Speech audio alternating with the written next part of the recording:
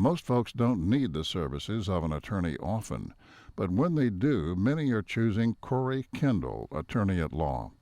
With offices in Altus and Mangum, Corey provides family law, estate planning, real estate, and criminal law services, operating with integrity as the cornerstone of his practice. The Kendall Law Firm is family-run, with wife Renee managing the office. When you need an attorney, remember Corey Kendall, attorney at law.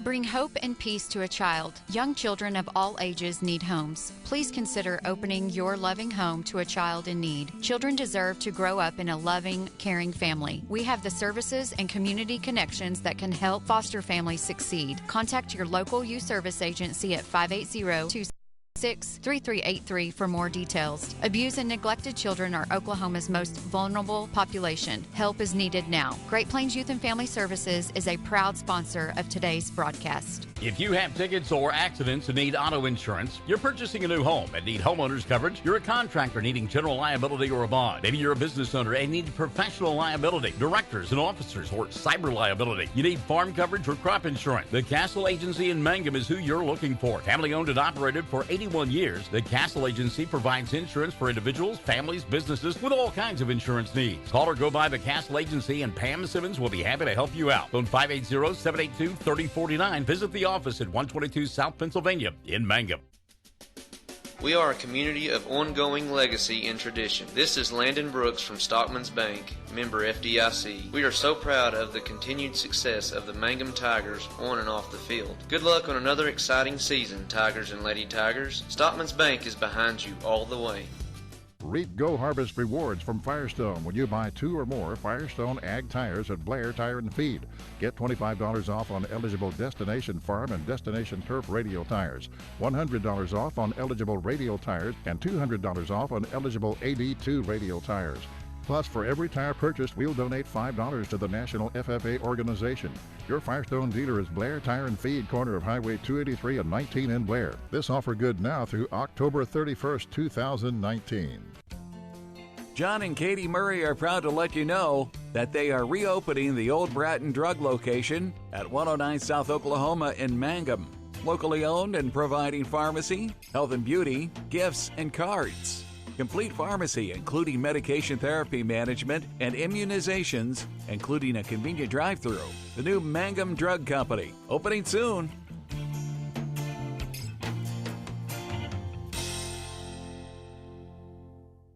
Folks in Mangum know what to do when they need to quench a thirst, curb a hunger attack, or cool down with an ice cream. They just make the Loop at 918 North Lewis Tittle in Mangum. The Loop, supporting the Mangum Tigers and Lady Tigers. Mangum Brick Company has been operating since the early 1900s. They're the largest private employer in Greer County. Mangum Brick is proud to support high school athletics radio broadcasts. And if you know of someone looking for work, always check with Mangum Brick, as they may be hiring. Travis Septic Tank Service can handle everything related to septic tank maintenance and cleaning, including commercial applications. Call Travis Septic Tank Services at 580-782-2384. That's 782-2384. Travis says, go Mangum Tigers. The Mangum Star News has been serving southwest Oklahoma since 1887. No wonder when folks want to know what's happening, they grab the Mangum Star News. Today, the paper is just as proud as ever to serve you online, in your mailbox, or at a store near you. The Mangum Star News. The Hamburger Inn in Mangum continues to be that special place people have enjoyed for generations. Good food prepared by your neighbors in a laid-back atmosphere where you really feel at home. Breakfast, lunch specials daily, and the famous fish fry every Friday night, or a great steak dinner on Saturday night. But you guys know about the Hamburger Inn in Mangum. We'll see you there. Hey fans, are you going to be in the stands? This is Lori Laughlin from Stockman's Bank, member FDIC, and we can't hide our Tiger pride. Whether it's the gridiron or the basketball court, we support our Tigers and Lady Tigers. So bring your best orange and black and we'll see you at the game. Stockman's Bank is Tiger proud. Mangum Oil and Gas at 1306 North Lewis Tittle offers so many services. From fuel at the C-store to the self-serve car wash, getting propane bottles filled or propane delivered to the home and farm, even U-Haul services. It's no wonder so many folks head to Mangum Oil and Gas, where they say, go Tigers. When you need auto repairs, save money and get it done right at Dwayne's Auto in Mangum. Dwayne's fixes flats, does brake jobs, turns rotors, alignments, that all-important air conditioning work, and general auto repair. If your car or truck isn't right, just head to Dwayne's Auto at 1205 North Lewis Tittle in Mangum. Call 782-5151. That's 782-5151. Mangum Tiger Proud. Taking care of your family is easy and convenient at the JCMH Family Care Medical Clinic in Mangum. Located at 114 South Lewis Tittle in Mangum, Dr. Lonnie Perryman and nurse practitioner Patty Burks provide a comprehensive, full-service family practice, including care for children and adults, including geriatrics. Call 782-3393 for appointments at the JCMH Family Care Medical Clinic in Mangum. Triad Home Health in Mangum is locally owned and offers nursing, physical therapy, occupational, wound care, IV therapy, and more. All administered by people who go above and beyond for you. Phone Triad Home Health today at 580-782-5800. That's 782-5800. The Mangum Tag Agency is easy to find in 108 East Pierce Street in Mangum. When you need license tags, registration, driver's license renewal, IRP registration, pipe passes, or even send a UPS, Tom and Cynthia Clark will help you at the Mangum Tag Agency. Call 580-782-3004. That's 782-3004. Mangum Golden Age Apartments offer HUD-approved housing for anyone 62 or older or on Social Security disability. They have one-bedroom and efficiencies which include all bills paid, including Wi-Fi, and cable is just $5. Mangum Golden Age Apartments are located at 100 East Lincoln, right on the downtown square in Mangum. Call Brandy at 580-782-2452 for more information. Friends, you need to take care of your eyes. Have regular checkups. Make an appointment with Dr. Michael Geiger, Geiger Eye Care in Altus, and now there's a Geiger Eye Care in Frederick. Dr. Michael Geiger and Sons, Seth and Bryce, well, they're good at what they do, so get your eyes checked. Geiger Eye Care, Altus and Frederick, proud to support Southwest Oklahoma youth in sports, in the classroom, in the showroom, whatever. That's Geiger Eye Care, Altus and Frederick, Mike, Seth, and Bryce Geiger, 580-482-1756. Everyone wants to be on a winning team. That's why Great Plains Bank is a proud supporter of the Tigers. No matter what life may throw at you, Great Plains Bank has the play drawn up, and we're ready to go into overtime to win your business. What makes Great Plains Bank different is that we will make the extra push to get you to the goal line. When it comes to your family's finances, every play counts. So pick a teammate you can trust. We want you on our team because with customers like you, we are greater together. Great Plains Bank, member FDIC and equal housing lender. Greer County Farm Bureau agents Mickey Lively and Rod Calhoun support high school sports. Mickey and Rod offer insurance for property, auto, casualty, life, commercial, and crop insurance. They're ready to serve you at 231 North Oklahoma in Mangum. Call 580-782-3827. When it comes to funeral homes, there are several to choose from. But choosing a funeral home that is locally owned offers the advantage of the local owners who are involved right here in the community, helping you during your time of need. Greer Funeral Home owners Carson and Stacy Van Zant are perfect examples of owners who offer that family-like connection that you'd expect from a friend and a neighbor. Greer Funeral Home in Mangum and Granite, providing dignity and respect. Amanda Weaver from Mangum is now the manager at Courtsview Meat Company in Altus. Gary and Letitia Stockton and Amanda are proud to sponsor Hobart Bearcat and Mangum Tiger radio broadcasts. Listen, when you're enjoying ball this fall, stack up on the best ribeye steaks money can buy from Courtsview. Also ribs, jerky, smoked sausage, hams, and a lot more. And of course, they do custom slaughtering. If you're grilling, roasting, baking, or slicing, you can't go wrong with Courtsview Meat Company, 800 South Veterans Drive in Altus. Phone 580-477-1390. For over 4 generations, the Willis family and staff have worked to develop their skills, and with improved technologies, they can assure you of a monument that will stand the test of time. Their award-winning designers, expert stonecutters, layout artists, sandblast sculptors, and installation crew are here to serve you. Visit them online at willisgranite.com. Willis Granite Products, with locations in Granite, Oklahoma City, and Stillwater. 333 Dental Care in Mangum is the dental practice of Dr. Dustin Lively. His experience, skill, and compassion go hand in hand when providing exceptional, up-to-date patient care. Dr. Lively and his team of professionals are proud to help you with the best dental care possible, along with preventive care that will result in a beautiful, long-lasting smile. Call 580-782-2552 or visit the team at 333 Dental Care. They support the Mangum Tigers and Lady Tigers. Wondering how Western Oklahoma State College can fit into your future? With 25 degree options and more than 20 student organizations, it's easy to join the Pioneer family. Western offers classes online and on campus, making it simple to fit an education into your schedule. Western's tuition is less than half of a four-year university's and offers many scholarship opportunities. To find out more about how your future is brighter at Western, visit wosc.edu. Jamie's Auto Sales in Mangum specializes in reliable used vehicles. Here are some great choices on the lot right now. Check out this 2014 Hyundai Sonata GLS with only 77,000 miles for just $92.50, or this 2011 Ford F-150 Lariat Extended Cab 4x4 loaded and just $13,500, and this 08 Cadillac SRX with 66,000 miles for just $6,900. Call Jamie or Lacey right now, 706-5059. That's 706-5059, or stop by 129 North Lewis Tittle in Mangum.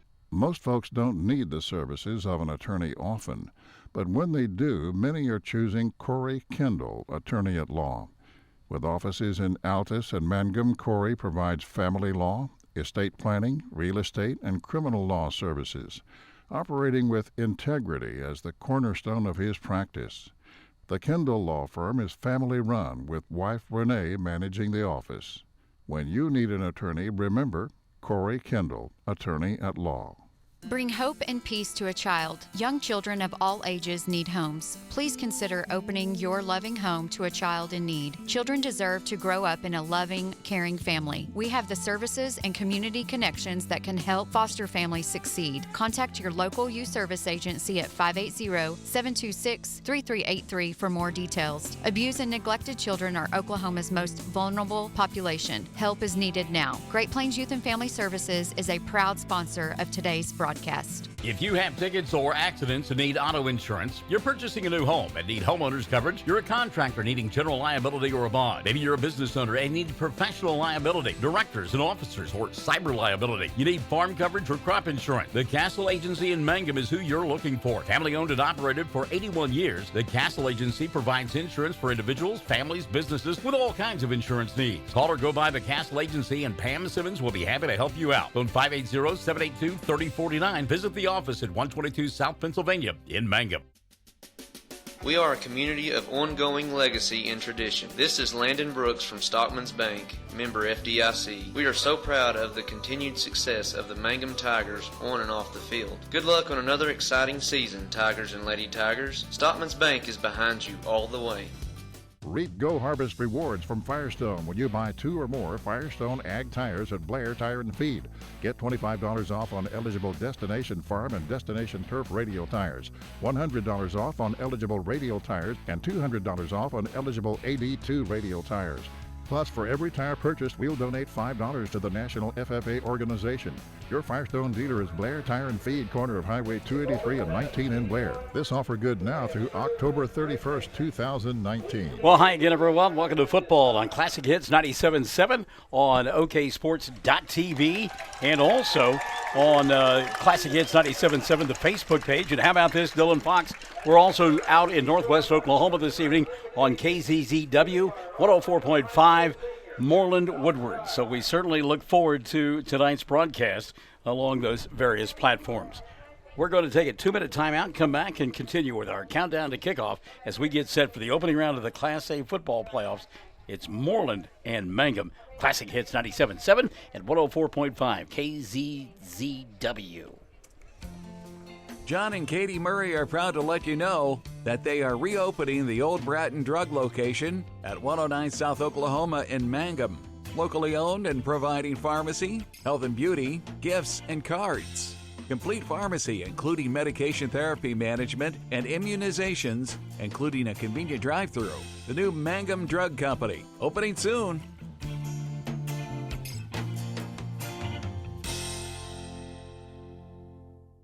Folks in Mangum know what to do when they need to quench a thirst, curb a hunger attack, or cool down with an ice cream. They just make the loop. at 918 North Lewis Tittle in Mangum. The Loop, supporting the Mangum Tigers and Lady Tigers. Mangum Brick Company has been operating since the early 1900s. They're the largest private employer in Greer County. Mangum Brick is proud to support high school athletics radio broadcasts. And if you know of someone looking for work, always check with Mangum Brick, as they may be hiring. Travis Septic Tank Service can handle everything related to septic tank maintenance and cleaning, including commercial applications. Call Travis Septic Tank Services at 580-782-2384. That's 782-2384. Travis says, go Mangum Tigers. The Mangum Star News has been serving southwest Oklahoma since 1887. No wonder when folks want to know what's happening, they grab the Mangum Star News. Today, the paper is just as proud as ever to serve you online, in your mailbox, or at a store near you. The Mangum Star News. The Hamburger Inn in Mangum continues to be that special place people have enjoyed for generations. Good food prepared by your neighbors in a laid-back atmosphere where you really feel at home. Breakfast, lunch specials daily, and the famous fish fry every Friday night, or a great steak dinner on Saturday night. But you guys know about the Hamburger Inn in Mangum. We'll see you there. Well, good evening and welcome to football. It is the opening round of the Class A 2019 football playoffs. We're at the Liberty Bowl in Mangum, Oklahoma. The Tigers tonight entertaining the Mooreland Bearcats. And you folks that are in the northwest part of the state, maybe you're listening on radio right now. We appreciate that on 104.5 KZZW. You can go to oksports.tv and actually watch a live stream, Dylan Fox, of the broadcast tonight on your computer device. Yeah, we have recorded all of Mangum's games so far this season, so anybody in the Mooreland, Woodward area, shoot over there and you can catch some of the game if it's a little too cold for you tonight. Well, it's not too cold for us, and that's the first thing out of the gate. The Liberty Bowl got a different look to tonight for those of us in the broadcast booth. They actually put up a tarp behind us.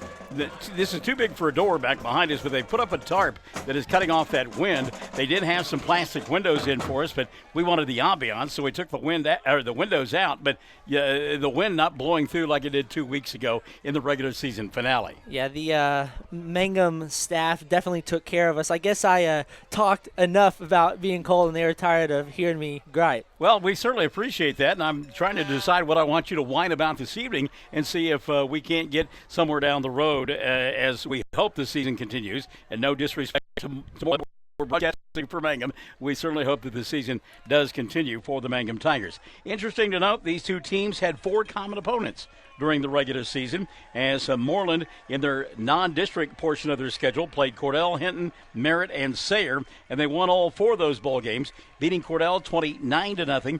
It was 21-7 over Hinton, shutting out Merritt 20-0, and over Sayre 14-0. Meantime, Mangum won those same ball games, 56-7 over Cordell, 44-14 over Hinton, 65-20 over Merritt, and Sayre 56-8. Saturday morning, when my longtime friend C.J. Montgomery from up at northwest Oklahoma, specifically K101 Radio and KZZW, when he called and asked if we were going to be doing the ball game, he said, look, Mooreland, they got a tough defense. And I started doing some research, and certainly those 4 games would indicate it. So you've got a classic case tonight of the tough defense of the Bearcats of Mooreland and the great prolific offense of the Mangum Tigers. Yeah, I think this is going to be an exciting one for sure. Mangum, like we've talked about all season, just dynamic offensive players all around. Colton Laughlin at quarterback can sling it. Got some good wide receivers and a good running back, and it looks like the Mooreland defense is definitely solid, so I think this is going to be a good head-to-head matchup for sure. Well, and here's something that our longtime friend Casey Paxson passed along to us. The last time that Mangum hosted a first-round playoff game, 2006. Guess who the opponent was? I'm going to say Mooreland. It was the Mooreland Bearcats. Mangum won that night by a final score of 42-7. The similarities are even more eerie. That year, Mangum was 9-1 during the regular season. Guess who their only loss was to? I'm going to say it was to Hobart. You're right, the Hobart Bearcats. So that's some good vibes there if you are the Mangum Tigers. Meantime, if you're Mooreland, you're just going to go on the road and see what you can do. You come in as the number 4 team out of the A1 district. You're taking on the number 1 team, and you've got little to lose. You simply go out and play and say, here, I've got what I've got. See what you can do with it. Yeah, as the 4 seed, you definitely go on the road and you know that you're going to be facing a tough opponent that probably definitely won their district. So, yeah, you have nothing to lose. And, I mean, it's playoffs. Everybody's record goes to 0-0, and you just show up and play. There we go, the first cliche of the night. Everybody's 0-0. I love that. Let's go ahead and get in the first free plug, shameless free plug for Michael in the morning, Monday through Fridays, 6 to 9 on Classic Hits 97.7. Our countdown to kickoff rolls on. We're back in 2 minutes at the Liberty Bowl as we get set for Mangum and Mooreland here on Classic Hits 97.7 and KZZW 104.5. Hey fans, are you going to be in the stands? This is Lori Laughlin from Stockman's Bank, member FDIC, and we can't hide our Tiger pride. Whether it's the gridiron or the basketball court, we support our Tigers and Lady Tigers. So bring your best orange and black and we'll see you at the game. Stockman's Bank is Tiger proud. Mangum Oil and Gas at 1306 North Lewis Tittle offers so many services. From fuel at the C-store to the self-serve car wash, getting propane bottles filled or propane delivered to the home and farm, even U-Haul services. It's no wonder so many folks head to Mangum Oil and Gas, where they say, "Go Tigers." When you need auto repairs, save money and get it done right at Dwayne's Auto in Mangum. Dwayne's fixes flats, does brake jobs, turns rotors, alignments, that all-important air conditioning work, and general auto repair. If your car or truck isn't right, just head to Dwayne's Auto at 1205 North Lewis Tittle in Mangum. Call 782-5151. That's 782-5151. Mangum Tiger proud. Taking care of your family is easy and convenient at the JCMH Family Care Medical Clinic in Mangum. Located at 114 South Lewis Tittle in Mangum, Dr. Lonnie Perryman and nurse practitioner Patty Burks provide a comprehensive, full-service family practice, including care for children and adults, including geriatrics. Call 782-3393 for appointments at the JCMH Family Care Medical Clinic in Mangum.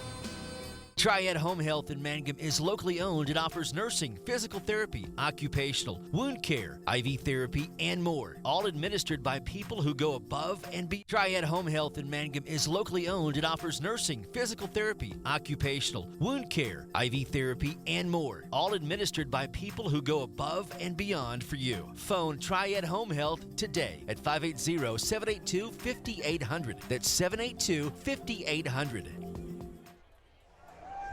Welcome back to the Liberty Bowls. We get set for the countdown to kickoff as it rolls on here on KCZW up in Mooreland, Woodward, and also on Classic Hits 97.7 and also on OKSports.tv. Let's go now to the OK Sports and Facebook page. Mike Avery, Go Tigers. Rocky Pierce, same story. Bryce Petzold, Pat Schwab, Govitz, Sue Thompson, Tiffany McGill, they're all checking in and saying, "Go Tigers." Tiffany, by the way, sitting at the field waiting for the fun to start. Lisa Bruton says, "Go Tigers, so proud of you all." Chris Solis, "Let's go Tigers." Tiffany shared the stream. Mary Davidson says, "Let's go Tigers." Paula Little Powers, "Play hard, Tigers." Katie Bowen Carney, the fan club of Dylan Fox, the president of that fan club, is watching. Also, Kristen Kendall Shandy is watching. And Matthew Dean Reynolds says, "Go Bernard," and Quan Bailey. So you folks that are watching up in the northwest part of the state, love to hear from you. We'd be happy to give you a shout-out as well as our countdown to kickoff rolls on here on Classic Hits 97.7 and on OKSports.tv. Also tonight in Class A, we'll keep an eye on these ball games. Your dad and the rest of the crew made their way out to Panhandle State as it will be the Hobart Bearcats taking on Texoma. At least that ball game is at Panhandle State. That helps. Also, from the district, Frederickson home tonight. They're at the Bomber Bowl taking on Oklahoma Bible Academy. The winner of that ball game will get Ringling or Watonga. By the way, Texoma and Hobart, the winner of that one gets Rush Springs or number 1 Cashion. Sayre tonight will have their hands full. They go to Thomas to take on the Terriers. The winner of that ball game will get Minco or Elmore City. Meantime, the winner of this one, they'll get Dibble or Crossings Christian. We're just a couple of minutes away from Mangum and Mooreland. Our countdown to kickoff rolls on as we get set for Class A high school football. Along so many different platforms, it takes us forever to get them all. OKSports.tv, Classic Hits 97.7 and 104.5 KZZW.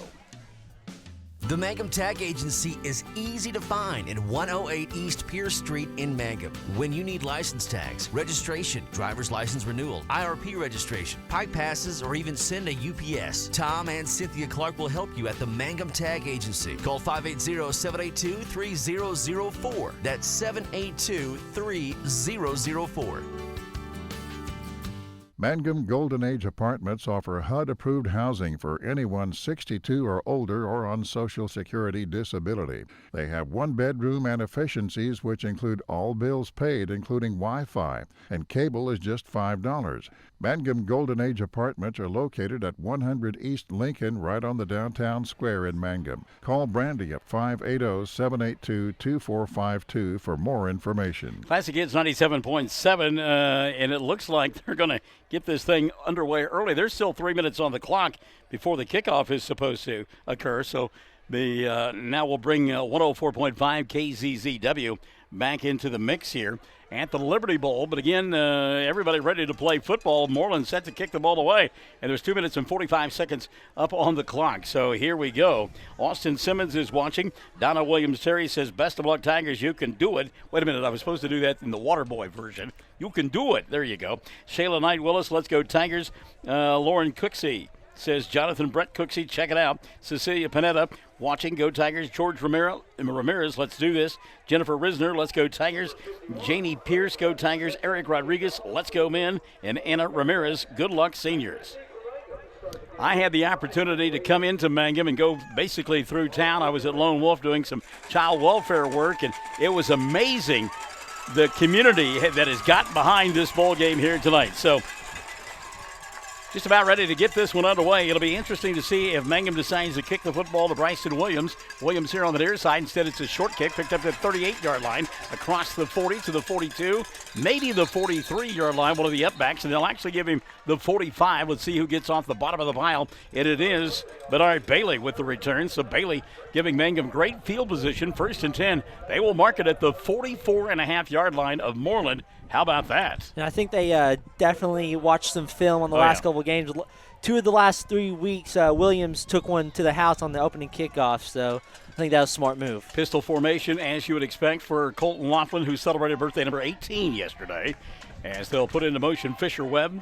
Webb runs a streak down the near side. Flush from the pocket is Laughlin. He'll stop, now get chased again, breaks a couple of tackles, still on his feet, fires wide open, and the catch is made at the 37-yard line by Bryson Williams.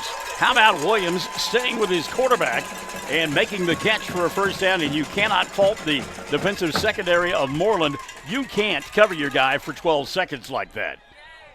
So 1st and 10, big play there for Mangum. From the shotgun, flip out to Fisher, right side. Webb looking for a block, gets it. He'll take it inside the 35, shoved out of bounds at about the 33-yard line. So a gain of 5 on the play. That'll bring up a 2nd down and 5 for Mangum. Barbara Jenkins, Tony Jenkins, Lively, is listening in Texas tonight. Good to have you alongside. Hello to our good friend Angie Williams-Young. She is watching as well. Thanks, Angie. 2nd down carry here for Fisher Webb. Big hole right up the middle of the field. Inside the 30, down to about the 26-yard line. That is close to a first down. And already the Bearcats of Mooreland on their heels. In on the stop, Baylor Hensley, a senior. But again, Webb picking up the first down. They'll move the 6 with 11:20 left in quarter number 1. So fast and furious that my counterpart not able to say anything yet. Here's another toss. This one's caught middle of the field by Bryson Williams, and Williams spins down to the 11-yard line. That'll be another first down. And I tell you what, that was a strange-looking play. I mean, everybody just stood up except for Williams. He runs a 12-yard out, makes the catch. First down. Wow. I mean, the offensive line just kind of stood there. The back stood there, so did the wide receivers, except for Bryson. So 1st and 10 for Mangum. Moving on the right side, no call. Bernard Bailey gets a nice kick-out block. Loses the football at the 10. Mooreland says they've got the football, and let's see if the guys in the white hat agrees, and he does. Coming off of the pile with the fumble recovery is Brayson Lewis. The senior makes a big-time play there. Bernard Bailey getting popped as he turned it inside the 10. Lost the football. Looked like one of the big uglies for Mangum was going to get on it, but instead Mooreland with the recovery, and they have it at their own 11-yard line. Mangum came out exactly like we thought. guns a-blazing, and I think that was a big momentum shift because they were definitely knocking on the door. All right, Dawson Frazier now, the quarterback, left-hander underneath center. 1st and 10. He will turn, hand the football off. No, he won't. He'll keep it. And boy, I tell you what, on the mesh, Dawson got tackled. So did the tailback, and maybe a half yard on the play. It'll be 2nd down and 9. Good defense on that right side by Mangum. Stetson Ryan over there on that right side, along with Travanka. Christian, well, I tell you what, he's stout young man. By the way, watching Leighton Ketchum here on the near side, last time we saw Ketchum, he was laid up on the sidelines eating grapes and enjoying the cool evening in Cordell. 2nd down and 9. Frazier this time going to keep it, wants to pitch, but instead will work his way across the 15 to the 16, 17, and now the 18-yard line. He'll be nearer 1st down. J.T. Schramm get on the stop for Mangum. Got some help as well from Elijah Bernal, but a nice run there by Dawson Frazier. It'll be 3rd down and short with 9:50 running in the first quarter of play, being brought to us by the Golden Age Apartments in Mangum. Want to say hi to our longtime friend Mike McAlexander. He is watching. Adam David Parker checking it out, along with Jamie Laura and Amy Brett Hayes. 3rd down and short. And boy, I tell you what, great defense on the interior by Mangum as they clog things up. And that will not be enough for a 1st down. In on the stop for Mangum. Corbin McGill leading the way. McGill, big, broad, and tough on that one. So no gain on the play. It'll bring up a 4th down and about a half yard for Mooreland. And 9:14 left in the first quarter of play. Frank Howard will go into punt formation. They'll send Theo Sutton back there. Sutton, a junior. Here on the near side, Bryson Williams for Mangum. And up top, you'll find Fisher Webb. 4th and about a yard. Low snap. Good job of going down and getting it. Sutton, he'll kick it. And it'll bounce at the 50, go across the midfield stripe, and then be touchdown at the 48-yard line of Mangum. Downfield to make the play was Jason Snoblen for Mooreland. I love those. I'd forgot about those great Northwest names. Snoblen. We worked many a year in Woodward and got to know those folks. Donna Williams-Terry, way to go, Bryson Williams. She likes his effort. So 1st and 10 for Mangum. Again, a short field at their own 49-yard line. Drove the length of the field and fumbled the football at about the 10. Little pitch inside to Williams, and good defense on the near side. Lost the ball again. Wow, I tell you what, that ball is slick here this evening for Mangum. They'll recover the fumble this time. The hit by John Sturgill. Sturgill made the hit, and Williams coughed it up. Recovered by one of the big uglies up front. No gain on the play. 2nd down and 10. You think that's nerves, dropping the football twice like that? Oh, yeah, for sure. More than anything, I feel like it's a focus thing, and definitely nerves. Okay. 2nd down and 10, and we'll get a stoppage of play. It looked like one of the Tigers was off early there, and that is something we have seen all season long. Brad Wink says illegal procedure, and they'll mark it on 5 yards. It'll be 2nd down and 15. Yeah, that's definitely not the first time we've seen the Mangum Tigers with illegal procedure. So they mark it off 5 yards. And again, the yardage is not the big deal. They can make that up easily. It's just the focus, as you mentioned.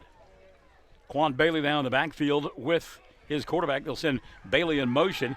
A blitz here by Mooreland. Stepping away from it is Laughlin. Throws on the run. Got a bad. That's Webb with the catch at the 20, 15, 10. Loses the football out of bounds at the 5-yard line. Oh, doctor.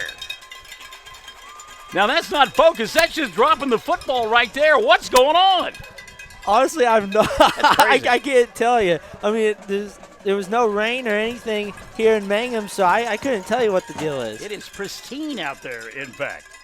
Oh, that is crazy. Well, Mangum will get it inside the 10-yard line. In fact, all the way down to the 5.5. It'll be 1st and goal from there. 7:52 left of this first quarter of play. So the Tigers have put the ball on the ground 3 times and have lost one of those fumbles.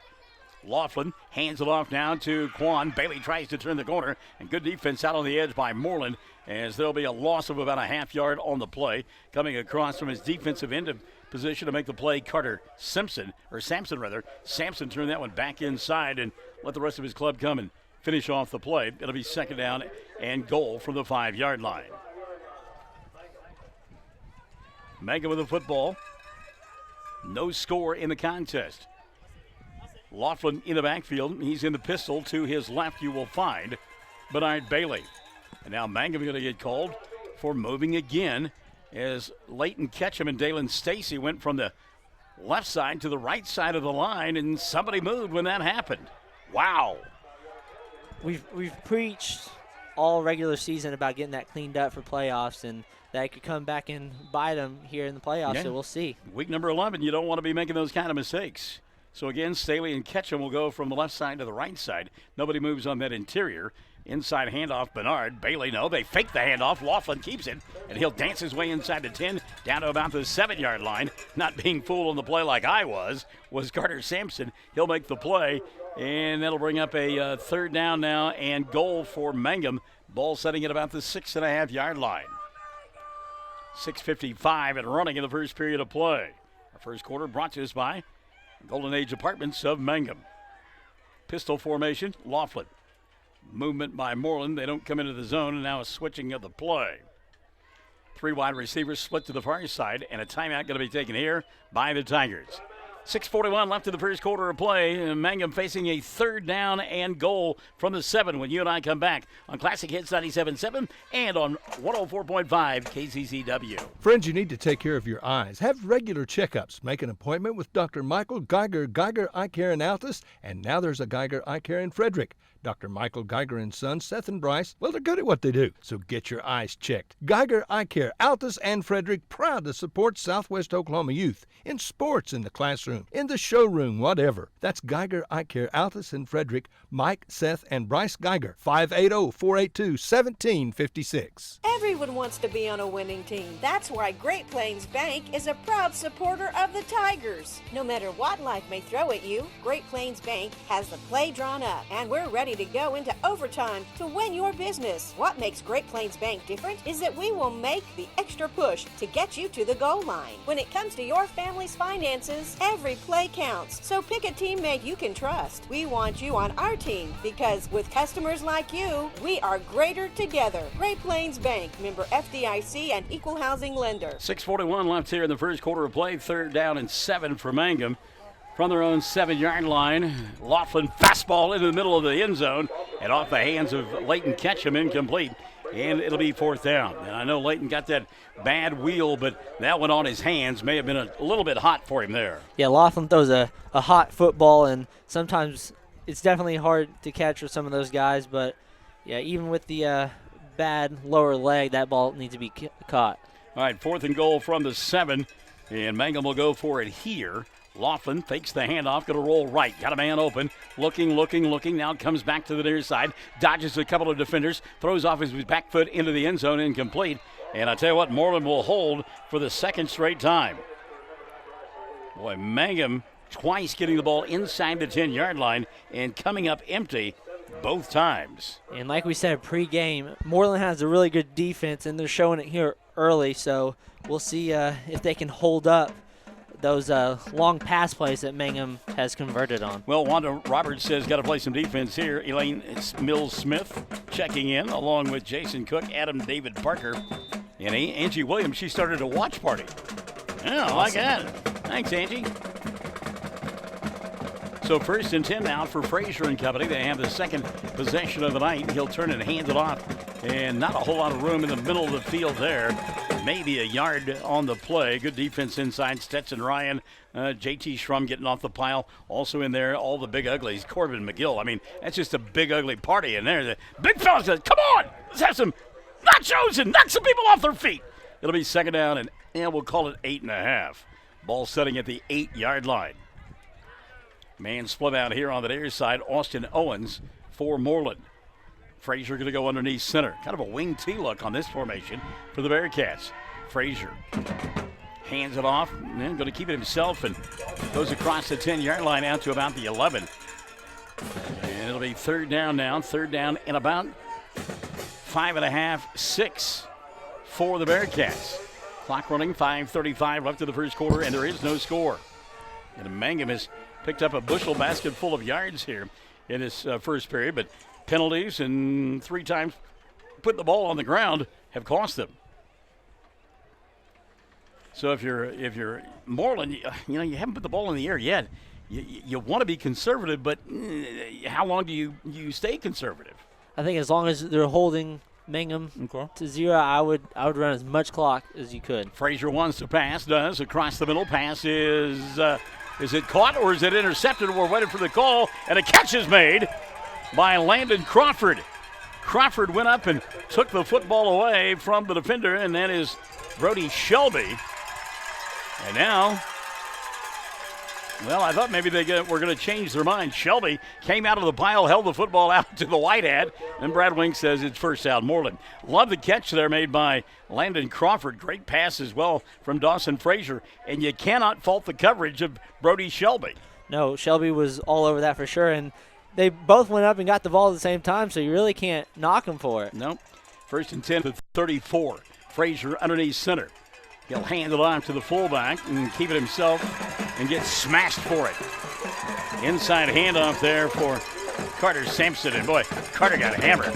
Said somebody cut my hair because Delilah just tackled me back behind the line of scrimmage. J.T. Schrum and Corbin McGill. I tell you what, big fellas up front right now are dominating the line of scrimmage on the defensive side for Mangum. Yeah, earlier we've talked a lot about the Mangum offense, but the Mangum defensive line has played out of their mind the last couple weeks. Sure have. Split out here on the near side. It will be Austin Owens. Second down and 10. No gain on the play. Frazier will hand it off again to Sampson. And again, Sampson just gets hammered. Dalen Stacy in on the play that time. Schrum and McGill as well. We see Quan Bailey getting off the pile, and that'll bring up a third down and 9. So Frazier has thrown the football once, and it was a nice pass across the middle. Frazier, given the appearance that maybe something not quite right with him, he walked about 7-8 yards behind the huddle trying to collect himself. It'll be interesting to see Frazier and how Dawson looks here. Third down, and we'll call it 9. Frazier underneath center. Single back look. Now they'll send a man in motion. Frazier wants to throw. Dawson with time. Near side pass is incomplete. He had two receivers out here open. Carter Sampson couldn't hold on to the football. And right behind Sampson was Landon Crawford. So the Bearcats do get the football away from their own end zone, as it'll be 4th and about 9 from the 35.5-yard line. Second punt of the night due up for Theo Sutton. Up top, you'll find Fisher Webb and Bryson Williams down below. Snap on its way to Sutton. Theo, left-footed kicker. And he'll kick it away from everybody. Ball takes a 90-degree hop. Going to be picked up by Webb on the run. And Fisher gets shoved out of bounds at about the 45-yard line. Dangerous play by Webb, but it gained about 10 yards from Mangum. At the 3:12 mark, they'll take over offensively for the third time of the night. And there is no score in the ball game. Now let's see if Mangum can put together a good drive. They've made some big plays here early. They just haven't been able to convert once they've gotten into the red zone. They have dropped the football inside the red zone twice, losing one of those, and then had a couple of costly penalties as well. So it'll be 1st and 10. This is from the Mooreland 46-yard line.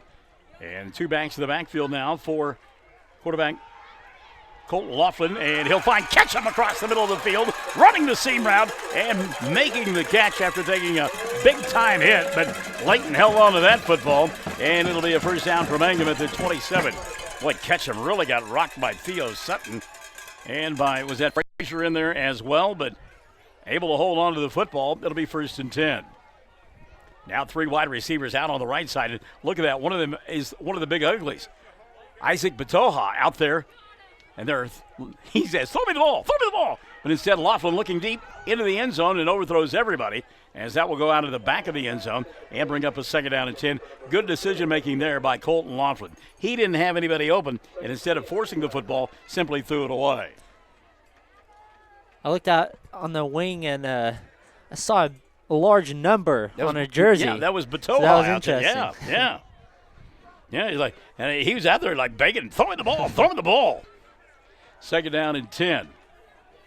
Bernard Bailey in motion near side. They'll swing it out to him. Bernard looking for a block. Gets it, 25. Carries tacklers down to about the 21-yard line. Good pitch and catch there, Bernard Bailey. Great block out on the edge by Layton Ketchum. And Mangum will pick up positive yardage there, taking it all the way down. They marked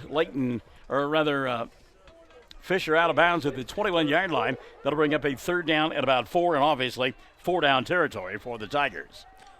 Yeah, it was interesting. You can, based off of them going for it on fourth down, you can see that they're probably not going to kick it that much. Bailey, inside handoff, now cuts back to the near side, banging off of people, picking up the first down. Bernard all the way inside the 15, down to about the 12. That'll be good enough for a first down. Bernard Bailey running behind the big body of J.T. Schrum. Also, lead block turned in by Isaac Batoha.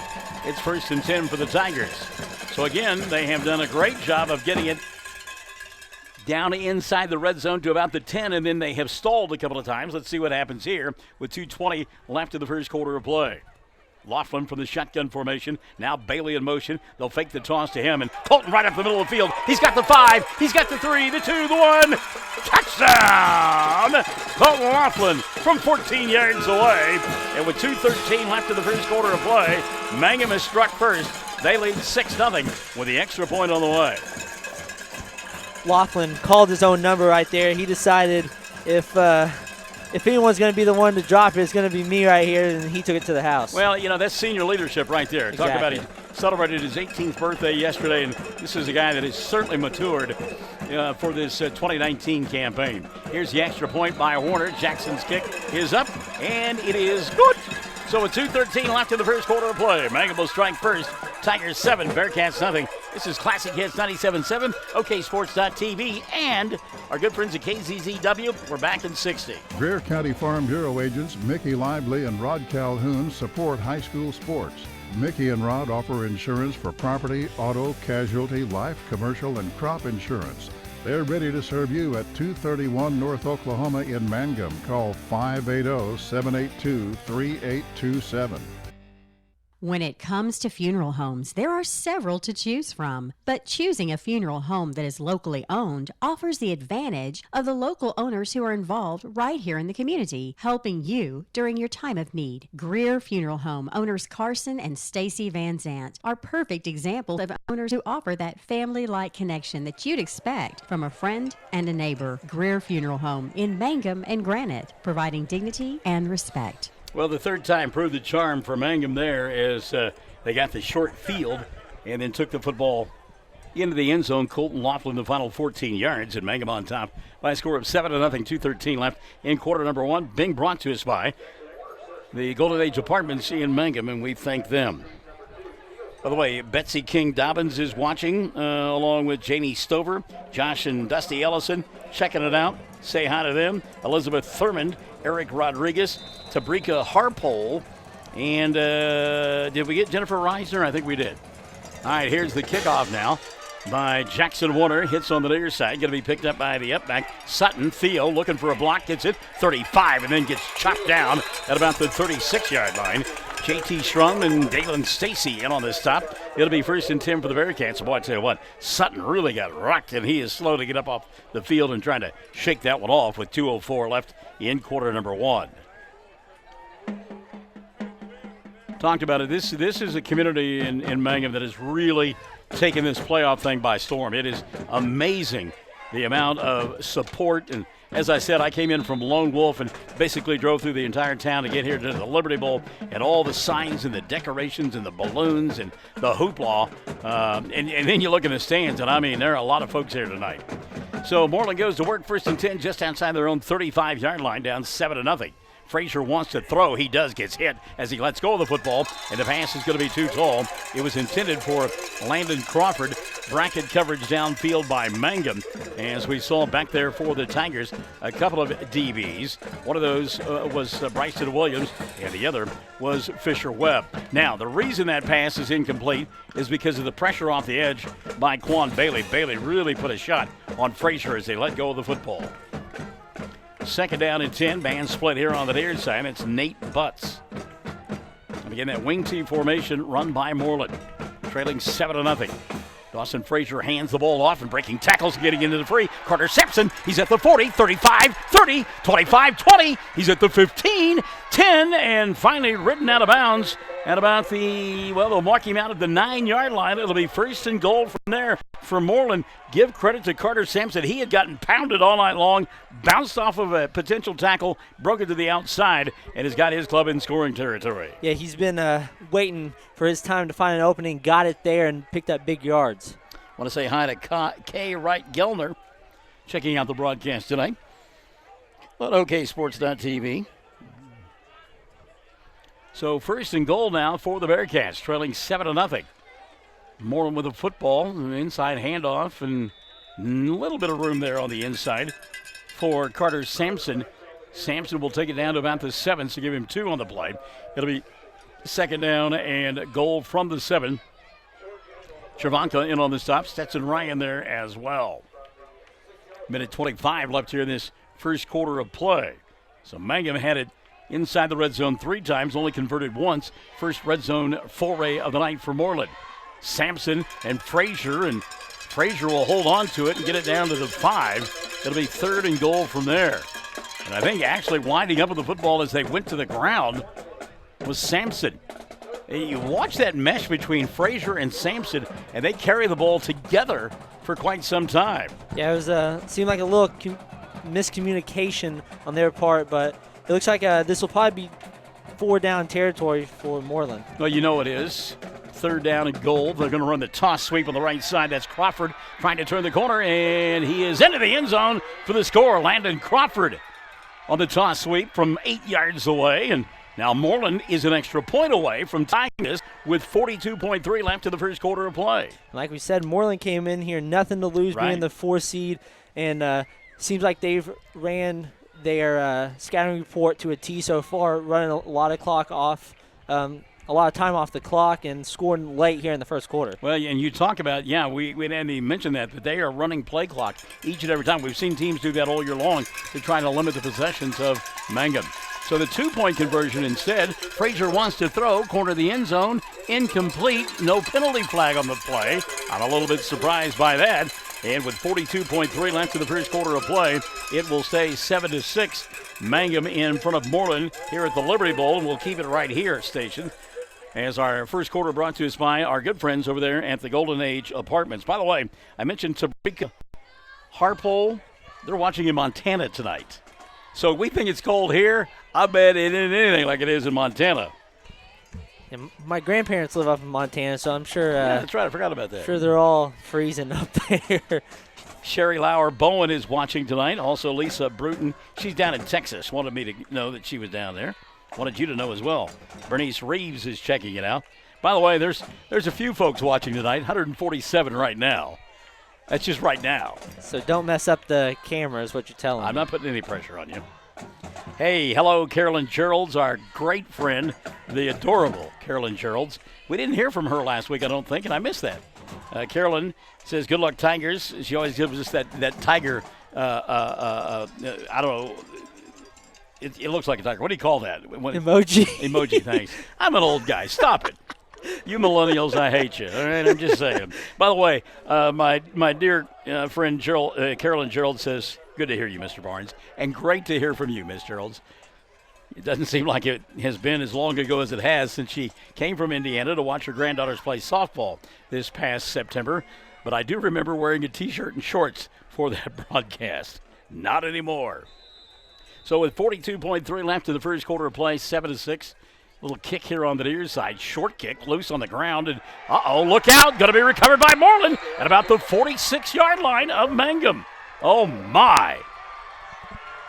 Well, one of the up-backs trying to come up and make the catch, kind of like a shortstop does. And the ball bounced forward off of his chest, was out there in no-man land. And with 40 seconds left in the first quarter of play, Bearcats get the football back. Yeah, it's hard to get the short hop on a football like that because you don't really know where it's going to bounce, and it kind of comes back to that focus thing. That's not the first fumble tonight. First and 10, 46-yard line. Mooreland a chance to take the lead on this drive. They trail 7-6. They go again to Sampson and Frazier both going to get tackled. And also getting tackled back here at the 45-yard line is Theo Sutton. Brody Shelby took him to the ground. I think the idea here is for Mangum, if you are a running back or a potential running back, you're going to get your butt tackled in the ball game. I mean, it's just kind of what it looks like right now. Second down and 10, and I don't know that Mooreland is going to run another play. I think Frank Howard going to let the period come to an end, and indeed he will. So Mangum on top 7-6, but it's second down and 10 for Mooreland from the 46-yard line of Mangum. When we come back for period number 2 at the Liberty Bowl on Classic Hits 97.7, OKSports.tv, and KZZW. Amanda Weaver from Mangum is now the manager at Courtsview Meat Company in Altus. Gary and Letitia Stockton and Amanda are proud to sponsor Hobart Bearcat and Mangum Tiger radio broadcast. Listen when you're enjoying ball this fall. Stack up on the best ribeye steaks money can buy from Courtsview. Also ribs, jerky, smoked sausage, hams, and a lot more. And of course, they do custom slaughtering. If you're grilling, roasting, baking, or slicing, you can't go wrong with Courtsview Meat Company, 800 South Veterans Drive in Altus. Phone 580-477-1390. For over 4 generations, the Willis family and staff have worked to develop their skills, and with improved technologies, they can assure you of a monument that stands the test of time. Their award-winning designers, expert stone cutters, layout artists, sandblast sculptors, and installation crew are here to serve you. Visit them online at willisgranite.com. Willis Granite Products, with locations in Granite, Oklahoma City, and Stillwater. Second quarter about to get underway here. Classic Hits 97.7, KZZW, 104.5 Mooreland and in Woodward, and also on OKSports.tv. As I mentioned, I lived in Woodward 2 different occasions. Ironically enough, this date, 27 years ago, Taylor Reed Barnes was born at Woodward Hospital there in Woodward, Oklahoma. With that being said, we can say hi to some folks up there in the northwest part of the state. Stacy Cahoe says, yay, go Big Blue. Greg Willingham watching from Mooreland and loving the game. Second down and 10, and trying to push the pile forward here is Carter Sampson, and Sampson will pick up about 3 on the play. That'll bring up a third down and 7. Last to get off the pile, J.T. Schrum. Joining him, climbing off, was Elijah Bernal. So it's third down now, third down and about 7.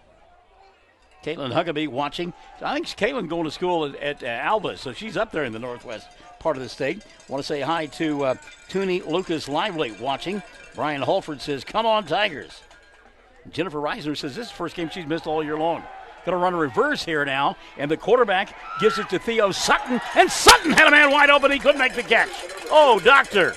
Boy, Mangum got fooled on that one big time. Carter Sampson was open on the wheel route down here. They ran a little reverse with a pair of left-handers, quarterback Dawson Frazier and running back Theo Sutton. Pass incomplete. It'll be fourth down and about 8, and I think more got to punt the football now, don't you? Yeah, I think if they were to go for it and not get it, that would be very good field position for Mangum. By the way, Sutton listed as a quarterback in the program, so Theo showed a strong arm there, and well, that's one that wide receiver Carter Sampson would love to have back. Now we're going to get a stoppage of play. Timeout going to be taken by Mooreland. We'll take one as well. 11:19 left in the first half of play. It's a 7-6 ball game. Mangum by 1 on 104.5 KZZW, OKSports.tv, and Classic Hits 97.7. 333 Dental Care in Mangum is the dental practice of Dr. Dustin Lively. His experience, skill, and compassion go hand in hand when providing exceptional, up-to-date patient care. Dr. Lively and his team of professionals are proud to help you with the best dental care possible, along with preventive care that will result in a beautiful, long-lasting smile. Call 580-782-2552 or visit the team at 333 Dental Care. They support the Mangum Tigers and Lady Tigers. Wondering how Western Oklahoma State College can fit into your future? With 25 degree options and more than 20 student organizations, it's easy to join the Pioneer family. Western offers classes online and on campus, making it simple to fit an education into your schedule. Western's tuition is less than half of a four-year university's and offers many scholarship opportunities. To find out more about how your future is brighter at Western, visit wosc.edu. Theo Sutton to punt the football away. Snap to Sutton is good. Left footer puts his foot into it. Boy, nearly got blocked. Ball picked up by Fisher Webb at the 5. Turns to the outside, cuts it back into the 10, and then gets wrestled to the turf at about the 13-yard line. Fisher Webb on the return for Mangum and downfield to make the play for Mooreland. I believe that was Wade Lively in on the stop. So Mangum will get it first and 10 at their own 14-yard line, we'll call it, and that is their by far worst field position of the night. Young Dylan Fox. Yeah, they've gotten really good field position. They probably should have gotten really good field position, but they fumbled it on that last kickoff. Dusty McAlexander watching On OKSports.tv, Webb going to go in motion, and he'll fake the handoff to Fisher. Rolling near side is Laughlin. Fires back across the middle. Caught by Bryson at the 25. Makes a move, takes it out to the 30, and he'll get stopped right there. Bryson Williams, a pitch and catch out to the 30-yard line. A gain of 16 and a first down for the Tigers with 11:04 left in the first half, and they lead by 1, 7-6. When Mooreland really putting pressure on Laughlin, and you see his incredible footwork. He has really escaped more than once here tonight in this first half of play. This time he'll hand the ball off to Bernard. Bailey breaks his tackle, 35, cuts it to the outside, 40, 45, 50, down the near sideline at the 40, 35, 30, 30, 20, 15, 10, 5, touchdown! Kind of like Brad Nessler said Saturday afternoon in the bowl game between LSU and Alabama. He gone. 70 yards.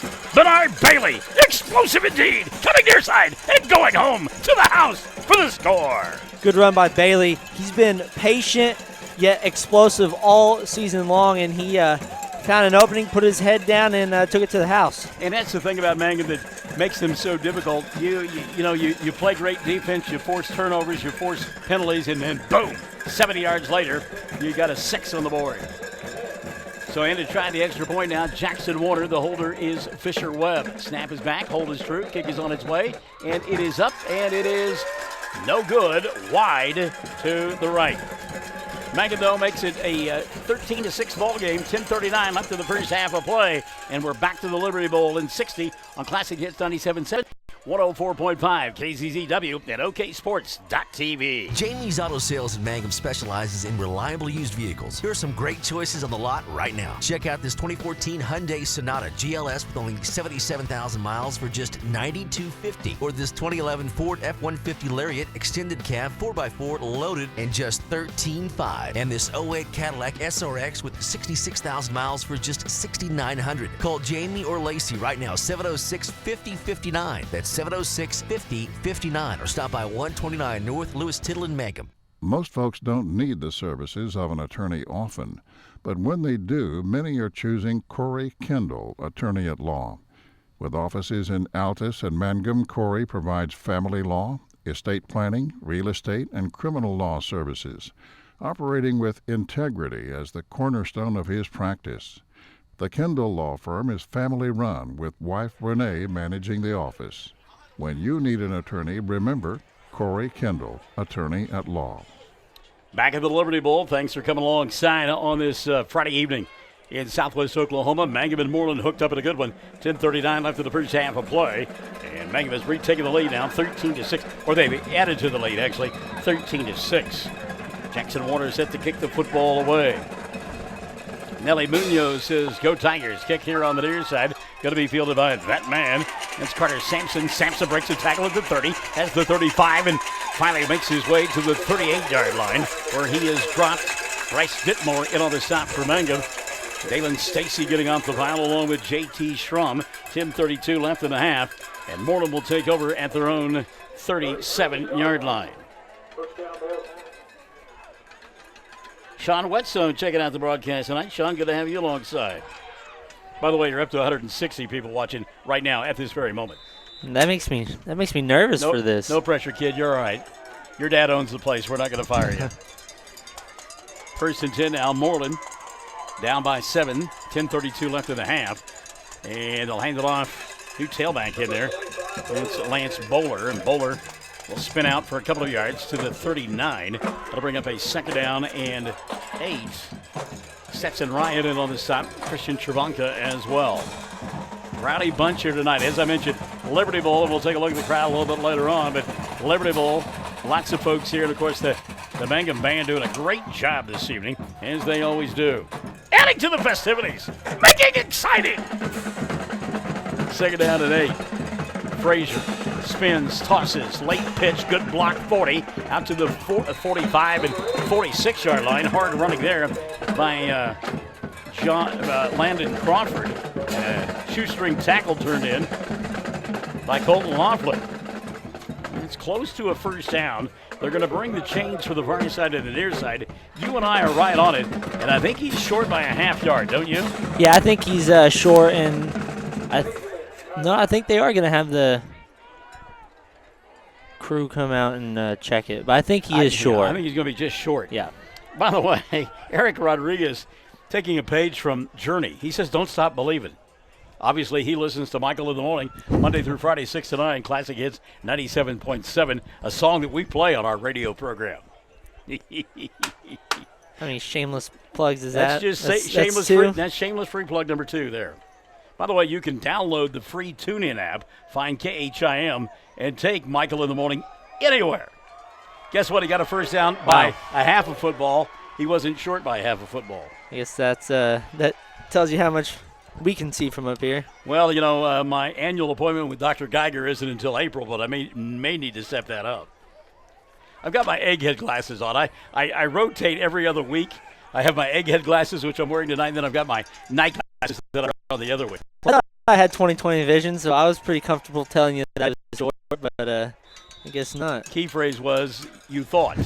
So it'll be first and 10 at the 47, 9:45 and running in the first half of play. And Mooreland trailing 13-6. They'll hand it on to the new tailback, Bowler, and he'll break tackles at the 40, still on his feet, inside the 40, down to the 37-yard line. Well, Lance Bowler running hard and running over people, finally knocked down by Brody Shelby, but not before the first down picked up by the Bearcats. And that fullback blast like that, so quick off the line of scrimmage, you break that initial tackle, you got room there on the second level. Yeah, they've been pretty successful with the run, and I think they're doing a great job of running time off the clock as well. John Maurer here on the near side. First and 10 for the Bearcats inside Mangum territory, and that time Sampson going to get bottled up as soon as he took the handoff. He wasn't going anywhere that time. It was Bowler instead. I'm sorry. Bowler got bottled up. Quan Bailey is there, also in on the stop. Dalen Stacy and Brody Shelby. It'll be second down and 10.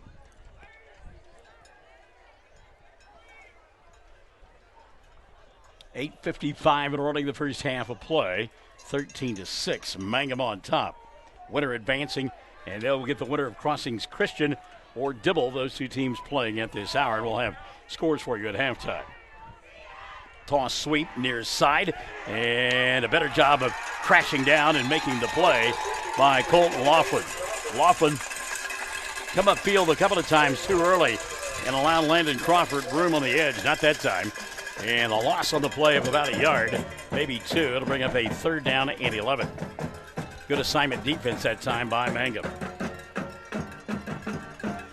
8:15 and running in this first half of play. And I would guess that at this position of the field, Frank Howard probably looking at 4-down territory here.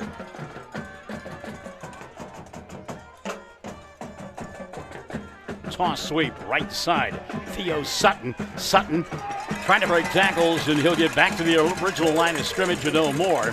And that'll bring up a 4th down and 10. Chasing and making the play down the line of scrimmage. It is J.T. Strum. I don't know about this from Anna Ramirez. Anna says, sorry, Mr. Announcer Dude, and no hate, but you sound like our science teacher from Mangum. Sorry, Coach Cross. Well, what is that? I've known Jay Cross forever. He and I do not sound anything alike. Don't put me in that category. Jay's saying the same thing right about now. Timeout going to be taken by Mooreland.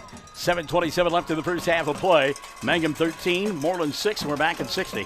Classic Hits 97.7 on 104.5 KZZW and OKSports.tv. Bring hope and peace to a child. Young children of all ages need homes. Please consider opening your loving home to a child in need. Children deserve to grow up in a loving, caring family. We have the services and community connections that can help foster families succeed. Contact your local youth service agency at 580-726-3383 for more details. Abused and neglected children are Oklahoma's most vulnerable population. Help is needed now. Great Plains Youth and Family Services is a proud sponsor of today's broadcast. If you have tickets or accidents and need auto insurance, you're purchasing a new home and need homeowners coverage, you're a contractor needing general liability or a bond, maybe you're a business owner and need professional liability, directors and officers, or cyber liability, you need farm coverage or crop insurance, the Castle Agency in Mangum is who you're looking for. Family owned and operated for 81 years, the Castle Agency provides insurance for individuals, families, businesses with all kinds of insurance needs. Call or go by the Castle Agency and Pam Simmons will be happy to help you out. Phone 580-782-3049. Visit the office at 122 South Pennsylvania in Mangum. And indeed, it does look like we are a community of ongoing. Frank Howard and company will go at 4th and 10.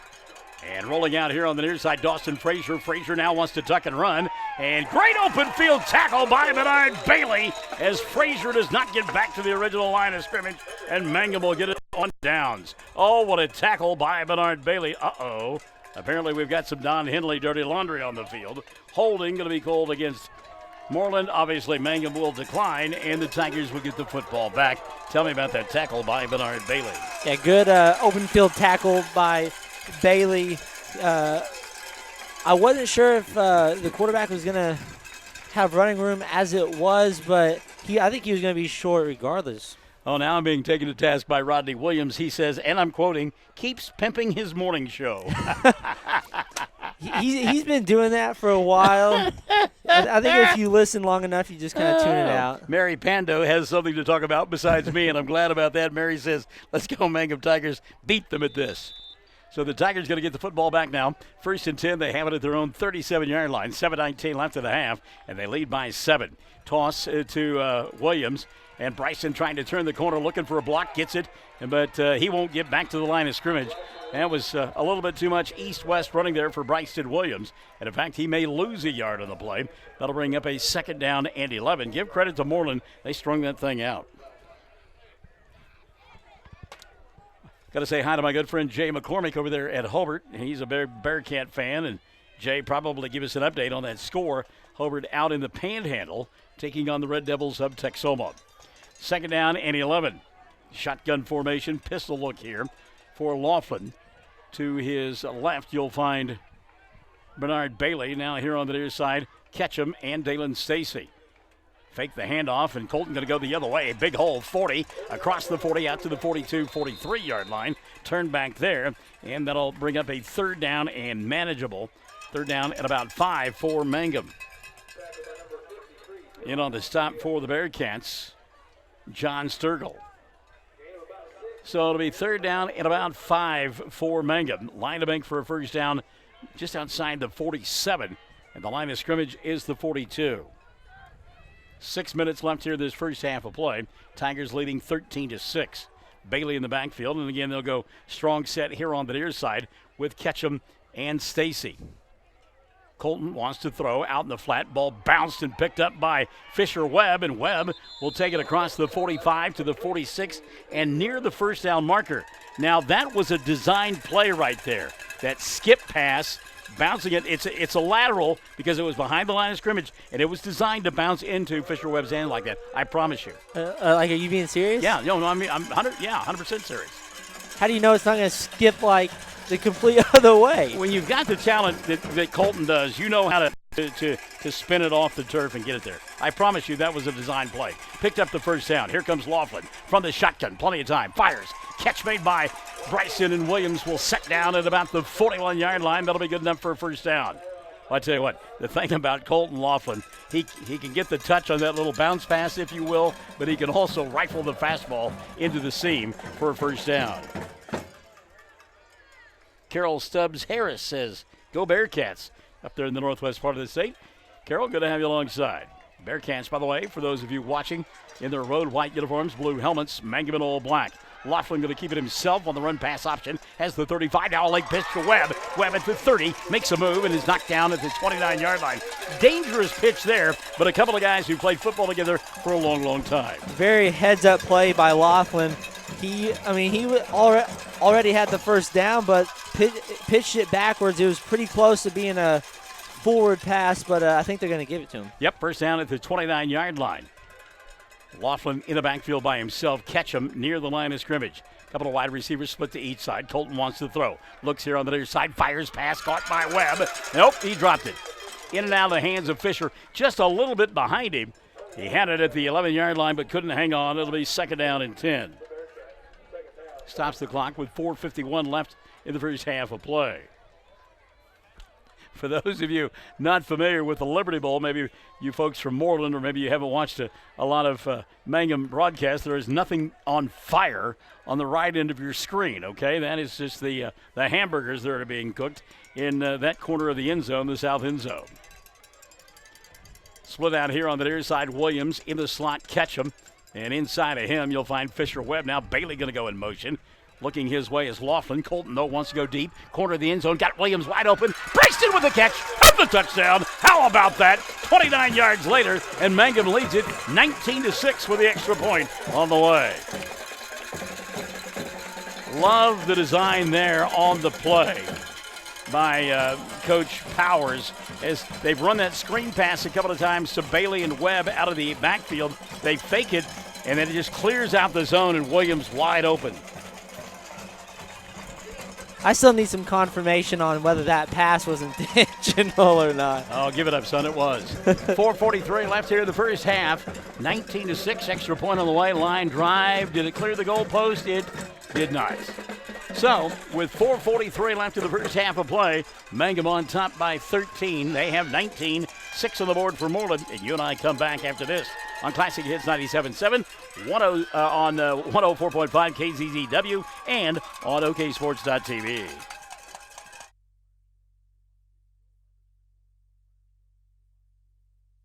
Ag Tires at Blair Tire and Feed.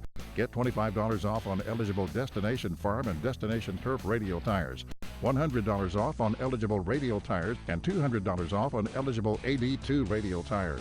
Plus, for every tire purchased, we'll donate $5 to the National FFA organization. Your Firestone dealer is Blair Tire and Feed, corner of Highway 283 and 19 in Blair. This offer good now through October 31st, 2019. John and Katie Murray are proud to let you know that they are reopening the old Bratton Drug location at 109 South Oklahoma in Mangum. Locally owned and providing pharmacy, health and beauty, gifts, and cards. Complete pharmacy, including medication therapy management and immunizations, including a convenient drive-thru. The new Mangum Drug Company, opening soon. 4:43 left in the first half of play. Mangum on top, 19-6. And Jackson Warner set to kick the football away. As the Tigers have extended their lead now. Started off sluggish, but beginning to stretch things out a bit here.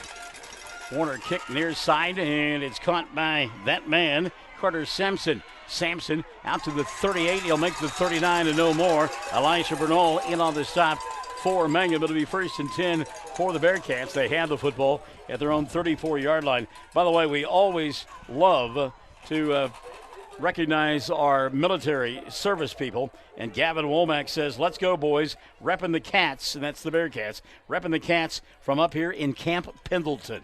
So, sir, thank you for your service, and thank you for the note.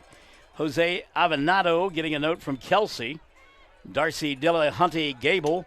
She says, what does she say? She says, go Mangum. Way to go, Fisher Webb. 1st and 10 now. And the inside handoff. And I tell you what, the tailbacks for this group from Mooreland, they run hard, but not a lot of space that time for Carter Sampson as he was getting dragged from behind by J.T. Schrum. 8.5 yard. It'll be 2nd down and 9. It's going to be interesting to see if being down 19-6, if Mooreland changes their approach a little bit and goes to the air a little bit more. Well, we've talked about it all year long. Teams will try to shorten the ball game, and then they get behind, and they've got to find touchdowns and can't shorten the game. 2nd down and 9. Dawson Frazier underneath center. 2 wide receivers here on the near side. Single back look. Frazier wants to throw. Does. Middle of the field. Up for grabs. Going to be picked off by Brody Shelby. Shelby breaking a tackle. Trying to turn the corner. Spinning around. Do-si-do. Swing your partner round and round. Kick her in the butt. Knock her down. And back at the 45-yard line, Brody Shelby will eventually get knocked down. Ill-advised pass there by young Dawson Frazier. Yeah, Frazier went to the air just like we had just been talking about, but right in the coverage. Well, and it was like he threw that ball to a spot. He was expecting the receiver to be there. It just hung up in the air too long, and that's an easy interception for Brody Shelby. So the first turnover of the night against the Bearcats, it'll give Mangum the football. When you throw the ball up for grabs against this athletic Mangum team, you're taking a chance every time. 1st and 10, they have it at their own 45, up 19-6 with 3:49 left in the first half of play. Full house backfield. Laughlin wants to throw, does. Williams with the catch, pitch and lateral, look out, down the near sideline. Here comes Bernard Bailey, blasted out of bounds at about the 27-yard line. Dawson Frazier on the play, but a first down for Mangum, and you weren't there when Hobart ran that against Mangum, but the Bearcats got a touchdown off of it. Pretty good staying at home that time by Dawson Frazier, because if he's not there, Bernard Bailey, he gone.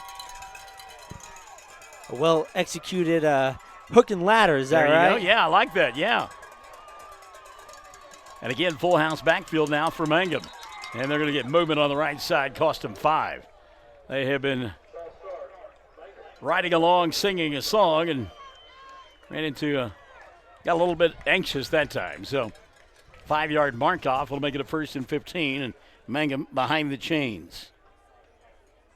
John Eric Dyer watching from Seattle, Washington. He says, let's go, boys. I'm just amazed at how far the internet reaches. I guess that's why they call it the World Wide Web. Penalty flag going to fly here as Fisher Webb will get knocked down back at about the 35-yard line. Where that flag is, that's going to be a hold, doesn't it? Yeah, I believe so. I think that's well, they just moved it back, so I'm not sure. You can get the call here from the white hat. That is a holding violation, and they'll mark that off from the point of infraction. So, but you talk about being behind the chains, and Frank Howard says, yeah, let's take that. We're going to take that penalty indeed. That'll be about 15 yards in lost yardage for Mangum on consecutive plays. So from the point of infraction, they'll take it back 10 yards, and ball will be setting at the 44-yard line, and it's first down for Mangum. First down at the 44 of Mooreland, and the line to make for a first down is the 19-yard line. Yikes. Want to say hi to Michelle Boyce-Shoemaker over there at Navajo watching the broadcast tonight. Michelle, good to have you alongside. Here's Laughlin from the shotgun. Colton with time. Going to go deep. Winds up, throws it. Bryson Williams battling for the ball, and good defensive coverage back there with Mooreland's Theo Sutton incomplete. That'll bring up a 2nd down and 24. And, boy, Laughlin really uncorked that one, didn't he? Yeah, Laughlin threw that one up for grabs, and the problem was the wide receiver really didn't go up to get it. He kind of waited for it to come down, and that gave the corner a chance to go up and get it. By the way, let's echo Shannon Wilson. She says, God bless our veterans. Go Tigers. Amen on the veterans. Thank you, ma'am. So here we go, 2nd down, just 24. We've got that in our playbook. Laughlin shotgun formation, good block by Bailey. Now Colton going to get sacked all the way back at the 48-yard line. On the blitz that time, off the edge, Landon Crawford. And Bailey picked him up initially, but Crawford simply kept pursuit and was not going to be denied. And that'll bring up a 3rd down now, all the way back to the 46-yard line. Line to make the 19. I don't know that this is 4-down territory here. By the way, I want to say hi to my buddy Remy, who is checking out the ball game tonight down there with Tiffany McGill. Hey, Remington, good to have you alongside, partner. So 3rd down from the 46 of Mooreland, but again, the first down line is the 19. Ketchum going to go in motion. Colton wants to throw. Got a screenplay set up. Bernard with the catch, looking for a block. Has the 40 and gets dragged down at about the 37-yard line. Another penalty flag will fly. That's at a place where you're either going to get a hold or a block in the back. And I got to tell you, they were just absolutely cruising along. Those mental mistakes that we talked about, they got focused, and now this is the 3rd penalty of this drive. The Desert Rose Band used to sing a song, 1 step forward, 2 steps back, and Sam Powers says, I want a timeout. 2:31 left in the half, 19-6. Mangum in front of Mooreland. We're back in 60. Classic Hits 97.7, 104.5 KZZW, and OKSports.tv. Folks in Mangum know what to do when they need to quench a thirst, curb a hunger attack, or cool down with an ice cream. They just make The Loop at 918 North Lewis Tittle in Mangum. The Loop, supporting the Mangum Tigers and Lady Tigers. Mangum Brick Company has been operating since the early 1900s and the largest private employer in Greer County. Mangum Brick is proud to support high school athletics radio broadcasts. And if you know of someone looking for work, always check with Mangum Brick, as they may be hiring. Travis Septic Tank Service can handle everything related to septic tank maintenance and cleaning, including commercial applications. Call Travis Septic Tank Services at 580-7 782-2384. That's 782-2384. Travis says, go Mangum Tigers. The Mangum Star News has been serving southwest Oklahoma since 1887. No wonder when folks want to know what's happening, they grab the Mangum Star News. Today, the paper is just as proud as ever to serve you online, in your mailbox, or at a store near you. The Mangum Star News. All right, fourth down and long, and yeah, it's not four-down territory here. They're going to punt the football for the first time tonight. Will be the Mangum Tigers, you would think. 2:31 left in the first half of play. So Colton Laughlin, and Mooreland doesn't believe he's going to punt. They got nobody back on punt coverage. High snap, and no, he doesn't punt. Fires the ball, going to be tipped away, and great coverage on the interior there by Carter Sampson. It looked like open for a moment was Dalen Stacy, but Sampson flashes by, slaps the football away, and it'll be 1st and 10 for the Bearcats, and they'll have it at their own 40-yard line. Yeah, looking down here on the sideline, Coach Powers was wanting Laughlin to float that ball and just give one of the receivers a chance to go up there and get it. And obviously that's hard for Laughlin whenever he can throw it 100 miles an hour. All right, Larry Brown checking in tonight. Also, Candy Williams going to have you guys checking in this evening on OKSports.tv. So the interception does not hurt Mooreland. They got 1st and 10 at their own 40-yard line. And, boy, you better wrap that kid up. Bolting across the 40 out to the 44-yard line was Carter Sampson. He was looking for a face mask, not going to get it. Stetson Ryan in on the stop, gain of 5. 2nd down and 5, 2:05 and the clock running in the first half of play. Mangum up by 13. Important that they hold here for the hometown fans.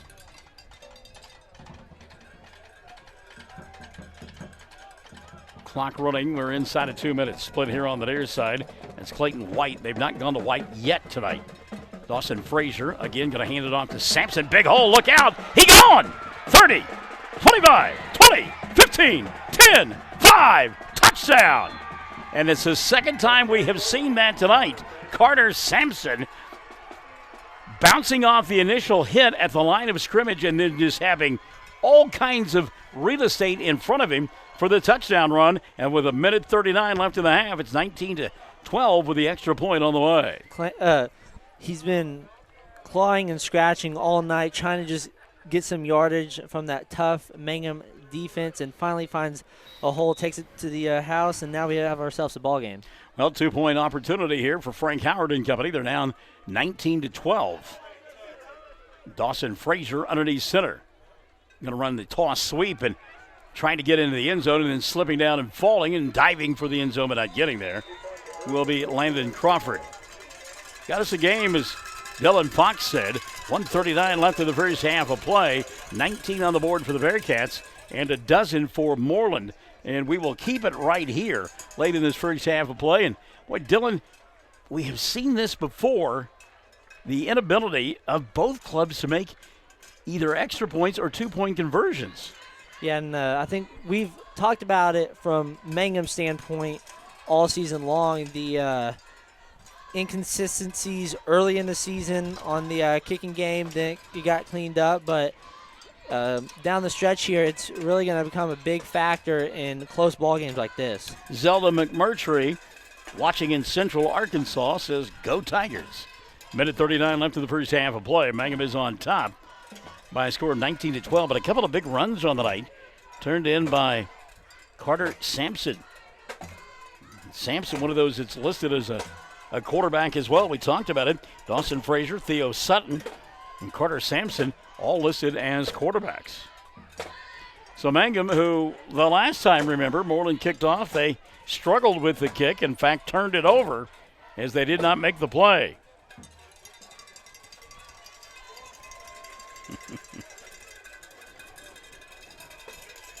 All right, so let's see what happens here. Those hamburgers are smelling pretty good. I was starting to get a little draft up in here of that smoke, so I might have to go down there and get me one. You kind of sound like you're a little bit mesmerized by it. I'm just hungry. I offered to buy you a pregame meal. See, what you're doing is you're whining, thinking that somebody's going to bring you something up here to eat. We got the tarp back here protecting us from the wind. Maybe I can get myself a hamburger out of the deal, too. Yeah, good luck on that, Wimpy. All right, here's the kickoff now. Little pooch kick, and it's on the ground. Look out! And the ball going to be recovered, I believe, by Mooreland. Officials tell us it is, Mangum football. Stetson Ryan coming off the bottom of the pile, I believe, with that football. Or was it J.T. Schrum? It was somebody in a black shirt. A couple of guys came out of that pile. Oh, now they've changed their mind. They give it to Mooreland. Oh, my. I've got to tell you, I think that's the right call. I think that it was Mooreland football, and they just simply pointed the wrong way. Yeah, I think the ref pointed the wrong way, and the Mooreland coach was, are you sure? Yeah. Are you sure that was the right call? Yeah, Frank Howard's over there talking to him about it, yeah. And then he corrected himself, so I think that was the right call. So for the second straight time, a muffed kickoff by Mangum has given Mooreland the football, 51 yards away from tying this one up. Minute 35 left in the first half of play. Getting pounded as he takes the handoff is Carter Sampson. Sampson hit by Schrum, and Corbin McGill got back to the line of scrimmage. Give him a half yard. That'll bring up a second down and 9.5. Keeps the clock running with a minute 19 left in the first half of play. If memory serves me correct, just one timeout left on the board for the Bearcats in this first half of play. Sam Powers coming over and having a conversation with the line judge. Two wide receivers on the near side. Second down, 9.5.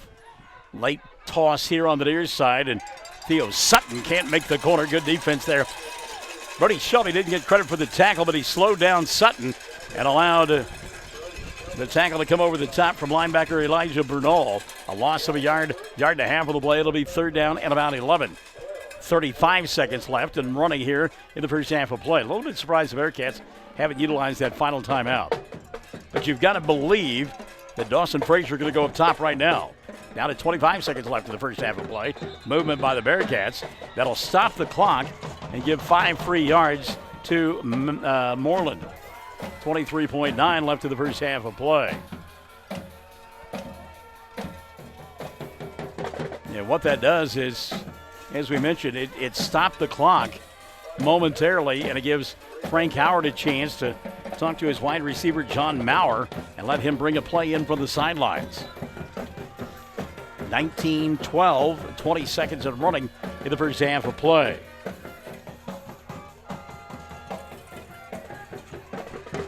Quick snap here, and they'll hand it off to Sampson, and Carter nowhere to go.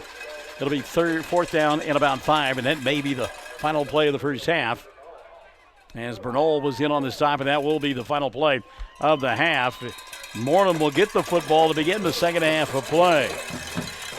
Wow, what a first half. 19 on the board for Mangum, 12 on the board for Mooreland. Got a great first round matchup going on here tonight at the Liberty Bowl.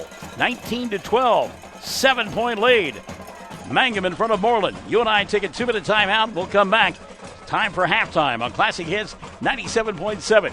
104.5 KCZW and OKSports.tv. The Hamburger Inn in Mangum continues to be that special place people have enjoyed for generations. Good food prepared by your neighbors in a laid-back atmosphere where you really feel at home. Breakfast, lunch specials daily, and the famous fish fry every Friday night, or a great steak dinner on Saturday night. But you guys know about the Hamburger Inn in Mangum. We'll see you there.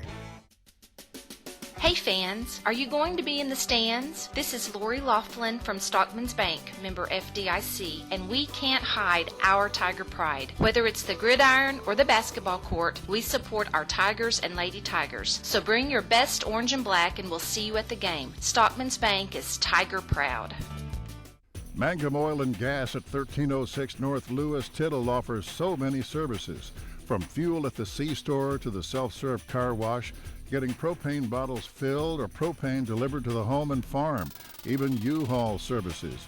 It's no wonder so many folks head to Mangum Oil and Gas, where they say, "Go Tigers." When you need auto repairs, save money and get it done right at Dwayne's Auto in Mangum. Dwayne's fixes flats, does brake jobs, turns rotors, alignments, that all-important air conditioning work, and general auto repair. If your car or truck isn't right, just head to Dwayne's Auto at 1205 North Lewis Tittle in Mangum. Call 782-5151. That's 782-5151. Mangum Tiger proud.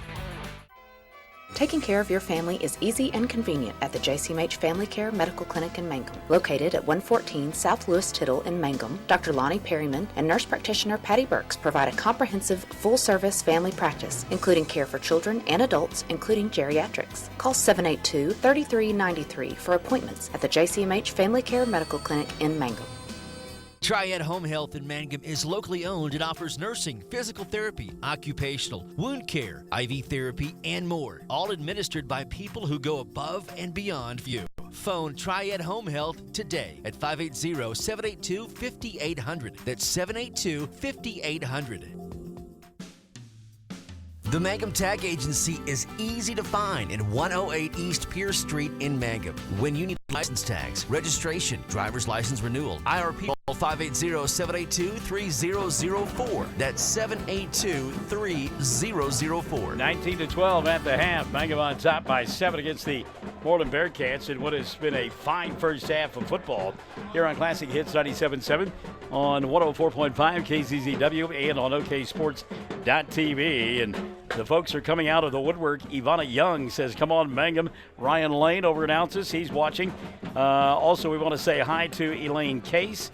Tony Lay. Tony says, this is Tony from Wisconsin. He says, go Bearcats. Have some cheese as well, Tony says. And then we got some trash talking going on. It's kind of fun. Nadine Barton. She's listening or watching, as is Bray Woodruss.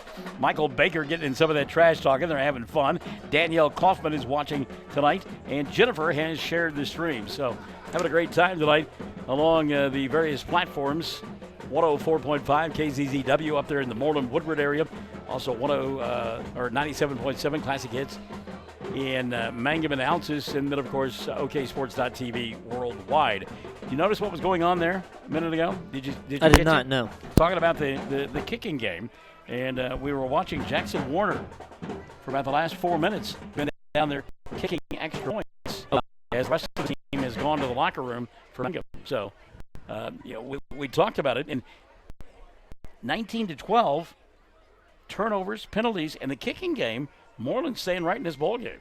Yeah, for sure. I'm sure Coach Powers was in the ear of Jackson Warner and said, listen, son, you have to make a extra point to win this ball game if it comes down to it. So props to Warner for getting that extra work in and putting it on himself. Well, and he's a guy that has put in the work during the regular season. You alluded to it early on in this campaign. He kind of struggled from the extra point and field goal category. And then about 4 weeks into the season, he really had a fire lit underneath him, but struggling here this evening a little bit, making only 1 of 3 attempts. But again, Mangum on top 19-12 because Mooreland has not made their attempts. Yeah, for sure. I think Mooreland has gone for – have they gone for 2-point conversions every time? Each time, yes. Gotcha, yeah. 2 touchdowns, 2-point conversion attempts. Yeah, they haven't been able to convert on those. But like you said, like you alluded to, Warner kind of started the season off slow. He got in a good stride, and not sure if it's nerves here early in this playoff matchup, but I think that's something he will definitely clean up. Well, now that Deanne has taken care of our hot water heater that apparently is putting carbon monoxide into our home. She's watching the broadcast. Thanks to her for taking care of that. Katrina Mobley says go Mangum as well. We are at the half. It is Mangum in front of Mooreland 19-12. We'll take a timeout and come back and check some scores from around the state.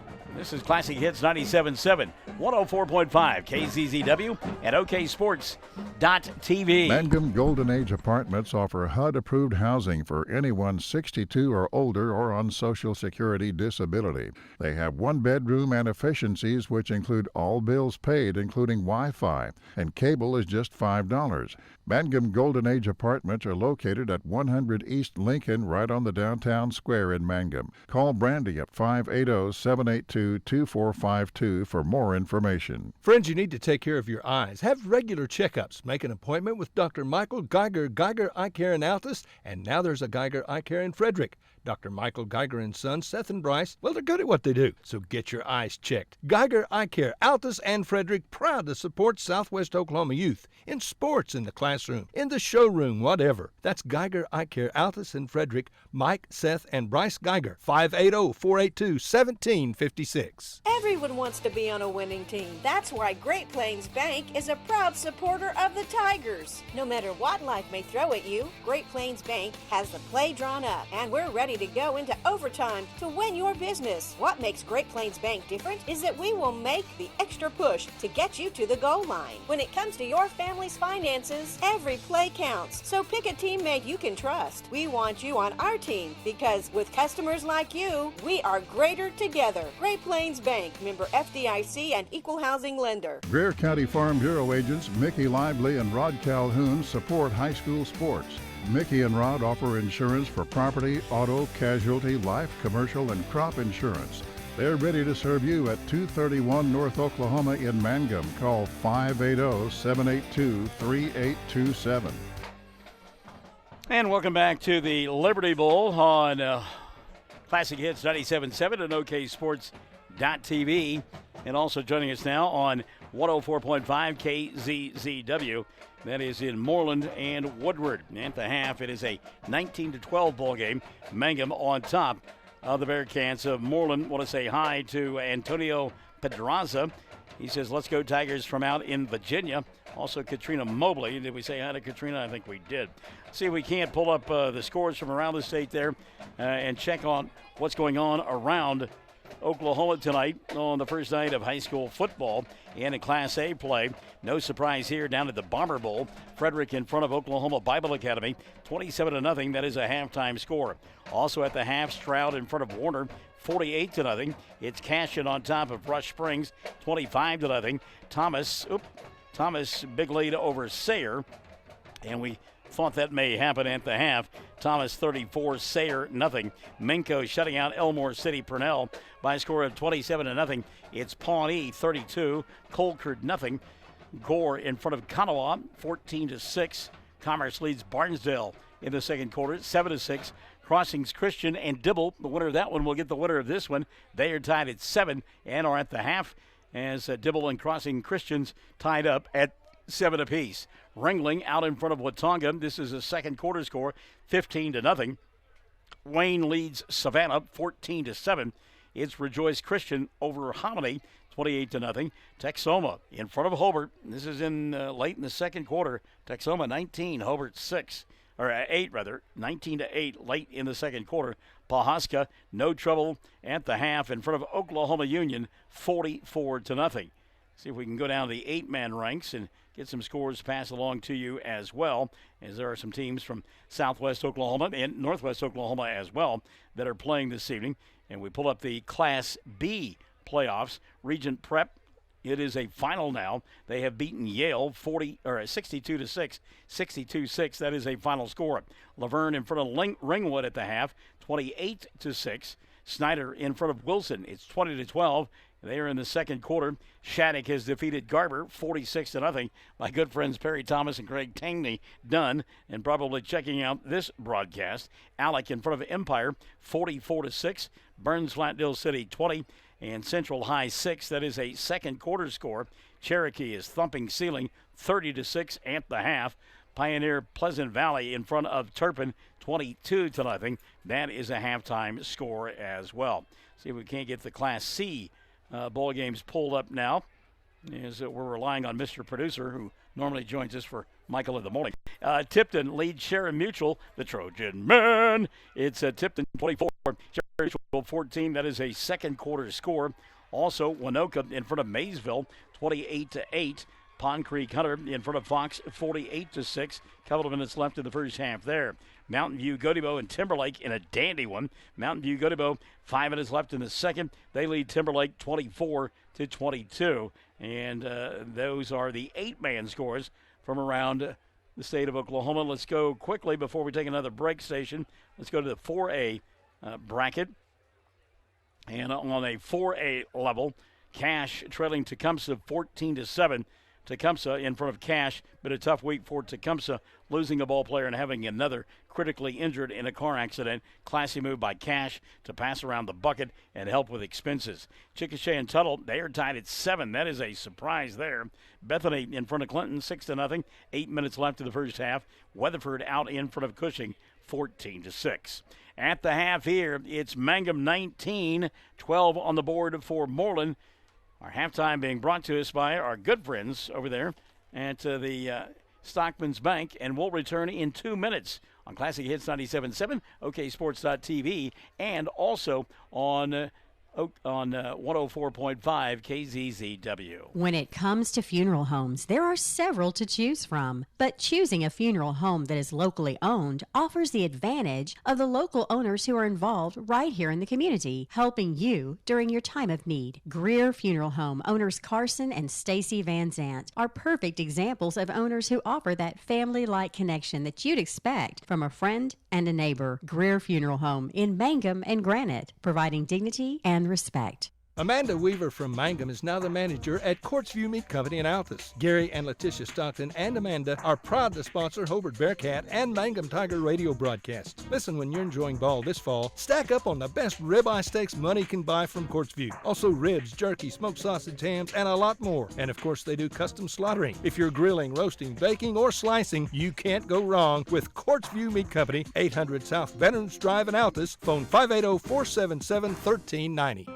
For over 4 generations, the Willis family and staff have worked to develop their skills, and with improved technologies, they can assure you of a monument that will stand the test of time. Their award-winning designers, expert stone cutters, layout artists, sandblast sculptors, and installation crew are here to serve you. Visit them online at willisgranite.com. Willis Granite Products, with locations in Granite, Oklahoma City, and Stillwater.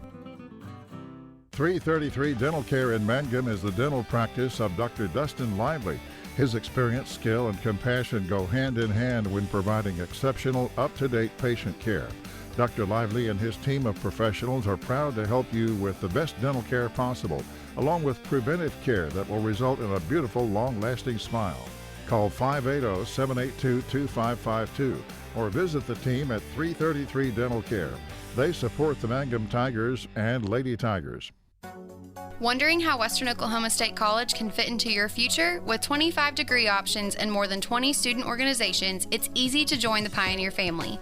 Western offers classes online and on campus, making it simple to fit an education into your schedule. Western's tuition is less than half of a four-year university's and offers many scholarship opportunities. To find out more about how your future is brighter at Western, visit wosc.edu. Jamie's Auto Sales in Mangum specializes in reliable used vehicles. Here are some great choices on the lot right now. Check out this 2014 Hyundai Sonata GLS with only 77,000 miles for just $92.50, or this 2011 Ford F-150 Lariat Extended Cab 4x4 loaded and just $13,500, and this 08 Cadillac SRX with 66,000 miles for just $6,900. Call Jamie or Lacey right now, 706-5059. That's 706-5059, or stop by 129 North Lewis Tittle in Mangum. 19-12 at the half. Mangum in front of Mooreland in a great first-round matchup, Class A variety here at the Bomber Bowl. And Brenda Dreyer says, I have to do my game shout-out to Alyssa Dreyer because she loves it so much. How come she's shaking her head as though she doesn't? Also, Kelly King. It's Kelly King. Kelly Squared King says, Tigers. Jordan Parsons, go Bearcats. Let's see here. Well, so we had one other message we needed to pass. Oh, Greg Downs says, hey, stretch. I have no idea what that means. Any idea? I have no idea. Okay. Thanks for helping us out. We appreciate you participating along at home. Our halftime being brought to us by the Stockman's Bank. And you were mentioning the fact that you hadn't heard that story, that tragic story that came out of Tecumseh. I had not. And actually, there was a player that lost his life earlier this week in a car accident. Another young man in the vehicle critically injured, and he is still in the hospital trying to recover from his injuries. And so it has been a difficult week at Tecumseh.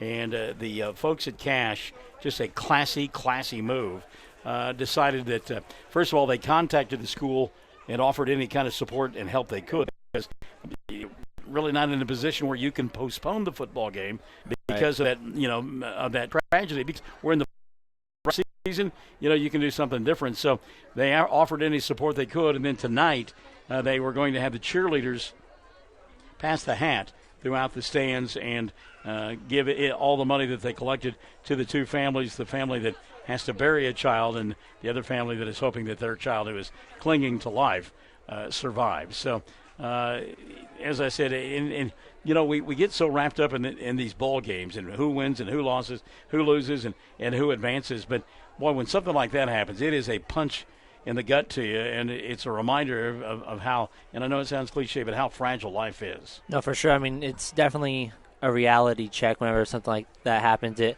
definitely opens your eyes to what's actually important and what's not, that maybe the football game isn't as important as the kids on the field. Yeah, exactly.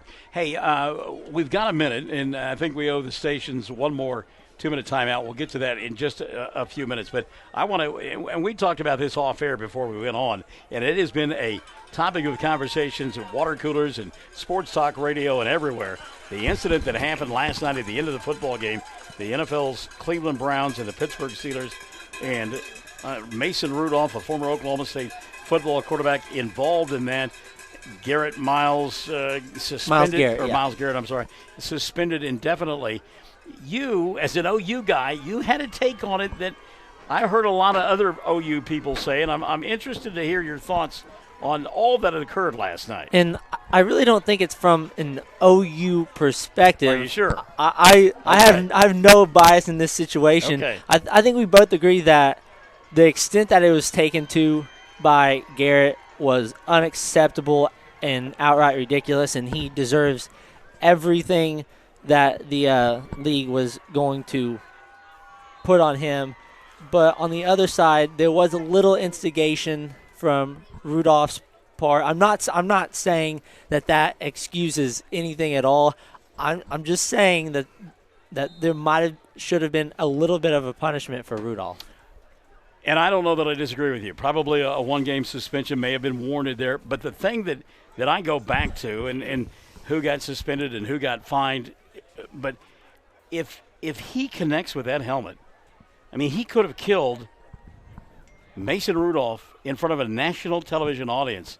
I mean, right? That's exactly. frightening. Yeah, for sure. And like I said, there's absolutely no excuse for what happened last night. And I was telling you, I watched a video of they took a helmet and hit it against a chair, and it split the chair right in half. And I didn't realize just how heavy duty those helmets were. And like we had said, if that helmet would have hit right with the top of Mason Rudolph's head, it could have ended so much more severely than it did. Well, and when you think about a guy who's 6'4", 6'5", 250 pounds, got long arms, and the force that he can generate by swinging that, it's out on the end of an arm that is swinging that. I mean, frightening. And I fell asleep long before the ball game was over. But this morning when I was up preparing for the show, and I don't want to pimp my own show, but I will. Here's the thing. I see the pictures, and then I see the video, and I'm like, oh, my goodness. That just – and when does it all stop? Right. I mean, when does it all come to an end? Do we have to have somebody killed in a situation like that before changes are made? And I'm not really sure if there's a correct answer to that, just because of how football is. It's such a violent game that incidents like that are going to continue to happen when you have these high-level athletes that are going 100 miles an hour and get caught up in the moment. Stuff like that happens. Nothing like that should ever happen to the extent it did happen last night, but instances like that will continue to happen. When you tell guys, get out there and, basically maim people, it's not acceptable but understandable, that kind of reaction. Yeah, for sure. I mean, football is, like I said, just such a violent game that there's really not a right or wrong answer to stop something like that from happening. But I think that Miles Garrett's probably going to be used as an example. Mm-hmm. I'm sure he's going to get a very harsh penalty, even though he's suspended indefinitely. I think they're going to use him as an example going forward. All right, halftime's been brought to us by Stockman's Bank. We'll return for the second half after this 2-minute timeout. The Bearcats will get the ball to begin the third quarter on Classic Hits 97.7, OKSports.tv, and on 104.5 KZZW, Mooreland and Woodward. Most folks don't need the services of an attorney often, but when they do, many are choosing Corey Kendall, attorney at law. With offices in Altus and Mangum, Corey provides family law, estate planning, real estate, and criminal law services, operating with integrity as the cornerstone of his practice. The Kendall Law Firm is family-run, with wife Renee managing the office. When you need an attorney, remember Corey Kendall, attorney at law. Bring hope and peace to a child. Young children of all ages need homes. Please consider opening your loving home to a child in need. Children deserve to grow up in a loving, caring family. We have the services and community connections that can help foster families succeed. Contact your local youth service agency at 580-726-3383 for more details. Abused and neglected children are Oklahoma's most vulnerable population. Help is needed now. Great Plains Youth and Family Services is a proud sponsor of today's broadcast. If you have tickets or accidents and need auto insurance, you're purchasing a new home and need homeowners coverage, you're a contractor needing general liability or a bond, maybe you're a business owner and need professional liability, directors and officers, or cyber liability, you need farm coverage or crop insurance, the Castle Agency in Mangum is who you're looking for. Family owned and operated for 81 years, the Castle Agency provides insurance for individuals, families, businesses with all kinds of insurance needs. Call or go by the Castle Agency and Pam Simmons will be happy to help you out. Phone 580-782-3049. Visit the office at 122 South Pennsylvania in Mangum. We are a community of ongoing legacy and tradition. This is Landon Brooks from Stockman's Bank, member FDIC. We are so proud of the continued success of the Mangum Tigers on and off the field. Good luck on another exciting season, Tigers and Lady Tigers. Stockman's Bank is behind you all the way.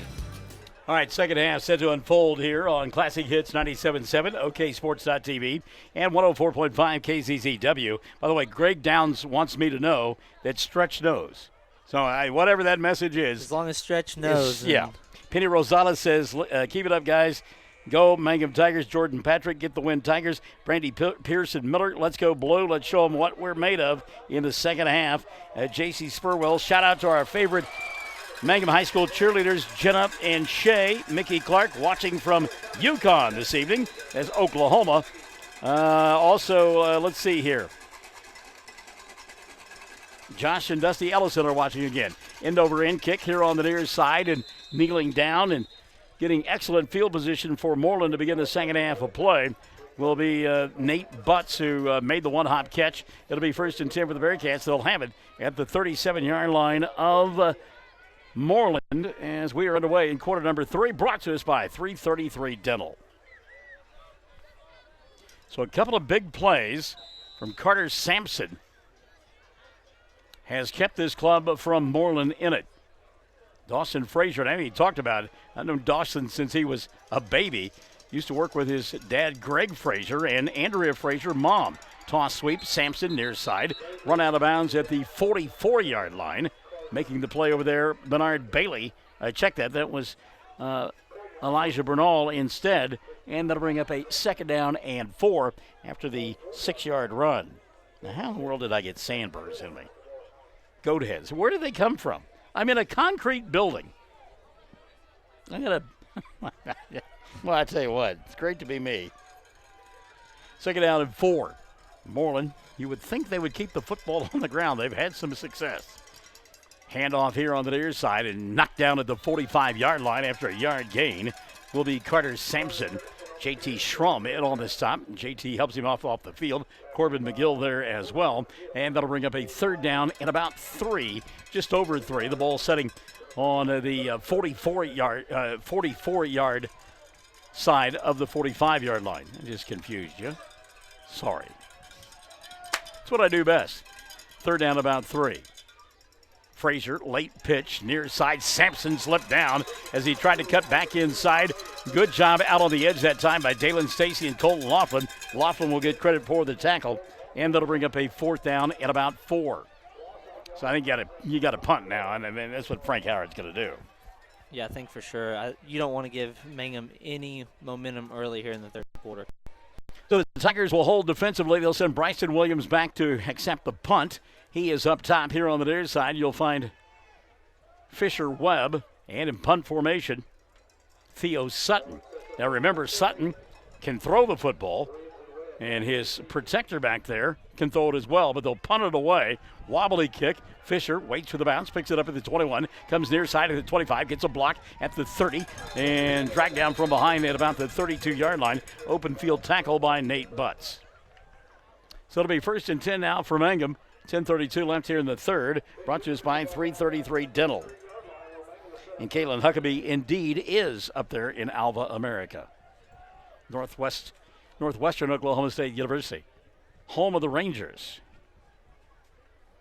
Many a year ago, we were the voice of the Ranger basketball teams. Really? Yep. Had a great time. Inside handoff here, Ketchum and Layton drags defenders across the 35 out to about the 36, 37-yard line.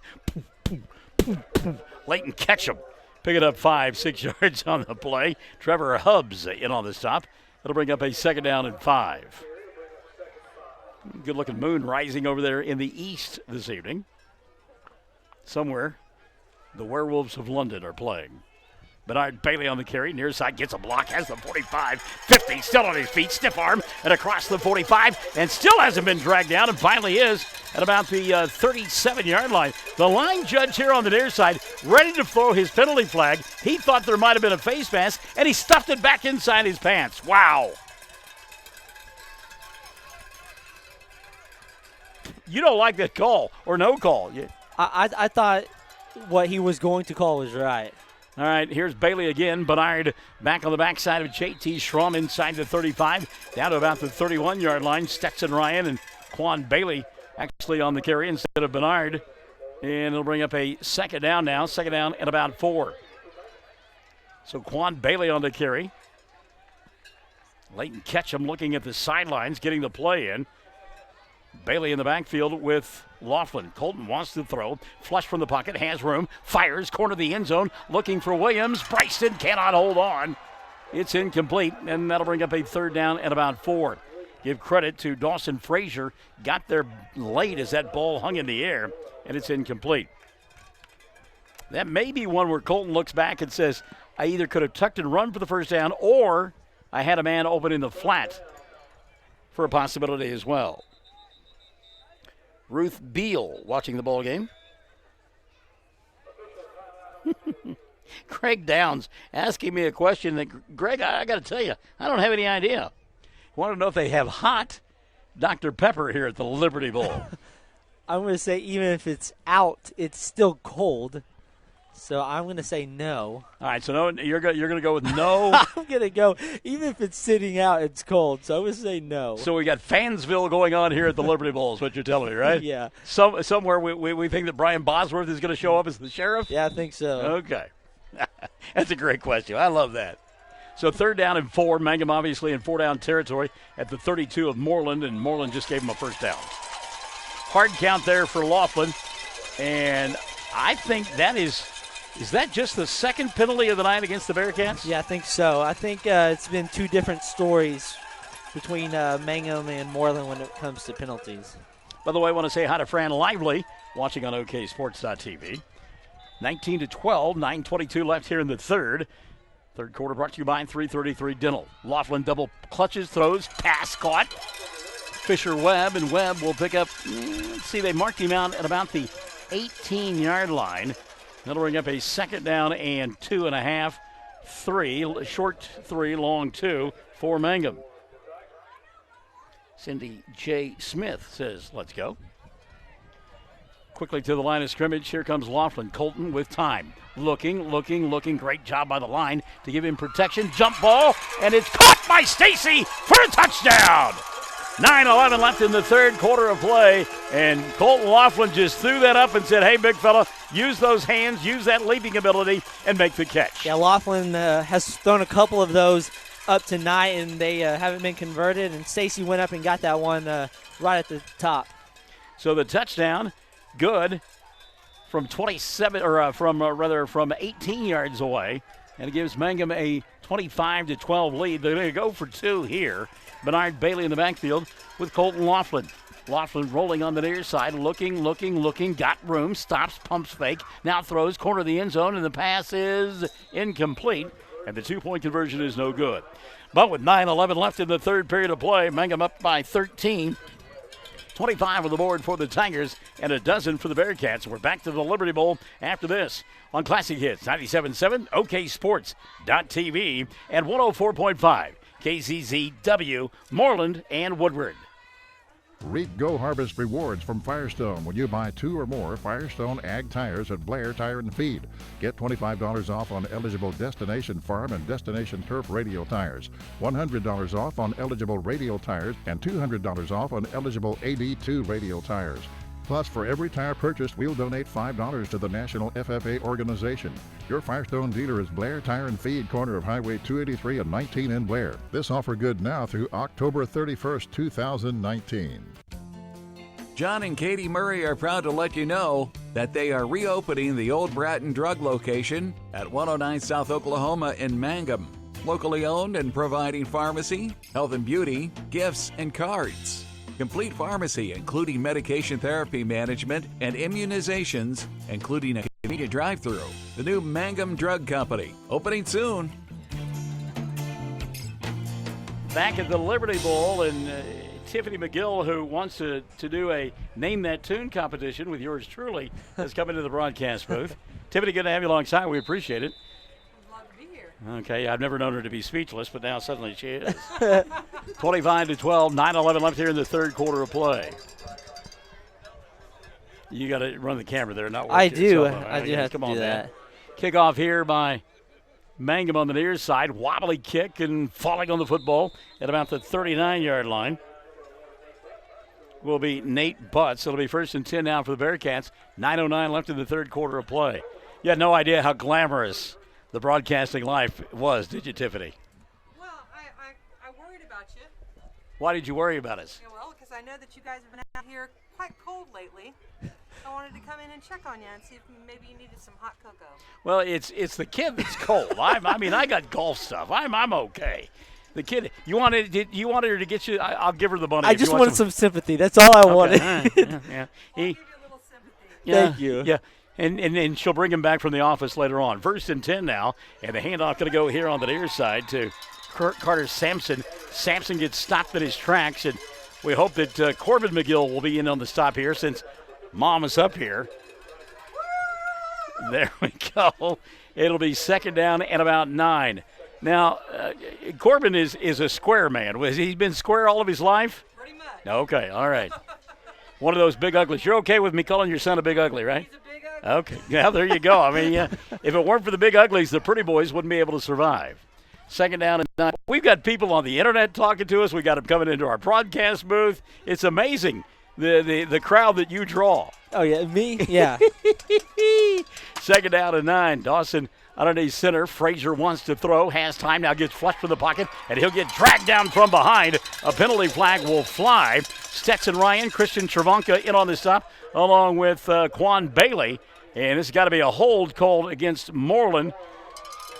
Loss on the play of about 4 yards on the quarterback sack. I think you decline here. Yeah, I agree. I think that's what Coach Powers was talking about, and I think he's going to decline it. Yeah, it'll be 3rd down and about 14. Loss of 4. Line to make for the first down, the 48.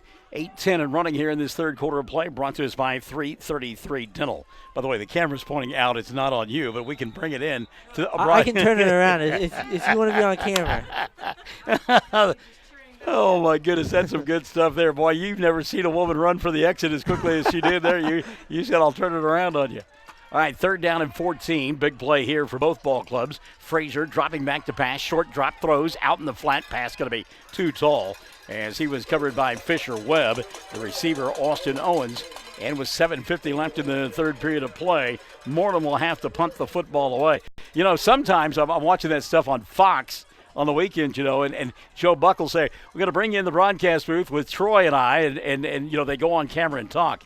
Nobody's ever requested for it to do that with us, have they? I think there's a reason we're in the radio business I see. and not the TV business. People often say you have a great voice for radio, and your face too. Here we go. 4th down and 14. Mooreland to punt the football away. Low snap. Kick is on the way for Sutton. Leo, nice kick there. Bryson will field it at the 27. He's got the 30. Comes near side looking for a block. Gets it at the 34 and then just kind of sits down there. It'll be 1st and 10 for Mangum. They lead it 25-12. 7:35 left here in this third quarter of play. The only thing more glamorous, well, she left us. She ran away with a spoon, apparently. Charles Green says, hi, Heather Cornelia. Am I saying that correctly? I hope that I am. Hayden Harris, go Tigers. Marcia Davis-Brooks is watching. Good to have you alongside, Marcia. And we're going to get, do we have a penalty called here? I believe we got a block in the back called against Mangum, so they won't have that good field position. They'll mark it back now and take it down to the, inside the 20 to the 19-yard line.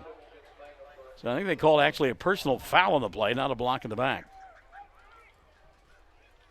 1st and 10 now. Mangum with the football, leading 25-12. 7:38 left here in this third quarter of play. Tell you a story that it is not tragic. It's kind of funny, but we'll get it here in a second. Inside handoff, Bernard Bailey. Bailey coming near side, out across the 25 to the 27-yard line. Bernard Bailey running hard. He'll pick up about 7.5, 8 yards on the play. It'll bring up a 2nd down and short. I told you earlier that I was in Lone Wolf visiting some kiddos and some clients. They had a fire going on, and it looked like it was an abandoned building. But I'm driving by to check it out, and somebody yells out, "Hey, Michael in the morning, how you doing?" I'm like, "Oh, you can't take me anywhere." Toss sweep near side. Fisher Webb turns the corner, 35, 40, 45, and runs out of bounds inside Mooreland territory at about the 47-yard line. Fisher Webb picking him up and laying him down the far sideline. Got a discussion going on. Look like Luke Rogers. Is that Luke Rogers out there? No, it's Webb. Webb talking to the official. I'm not really sure what was going on there. Fisher kind of jogged out of bounds. I didn't see anything. Cooler heads will prevail, but now we will get a discussion as Brad Wink calls timeout. Looks at the press box, and we've got a sideline warning. Okay, so something was going on over there, and I think maybe Fisher thought that he was in the middle of that, and it was just a sideline warning over there on the Bearcats. 1st down and 10. 1st down and 10, 7 minutes left here in this third quarter of play. Little pitch out in the flat, caught by Webb. Good job by Fisher to go out and pick that one off the turf at the 40-yard line. He'll get 6 on the play. It'll bring up a 2nd down now. 2nd down and about 4 for Mangum.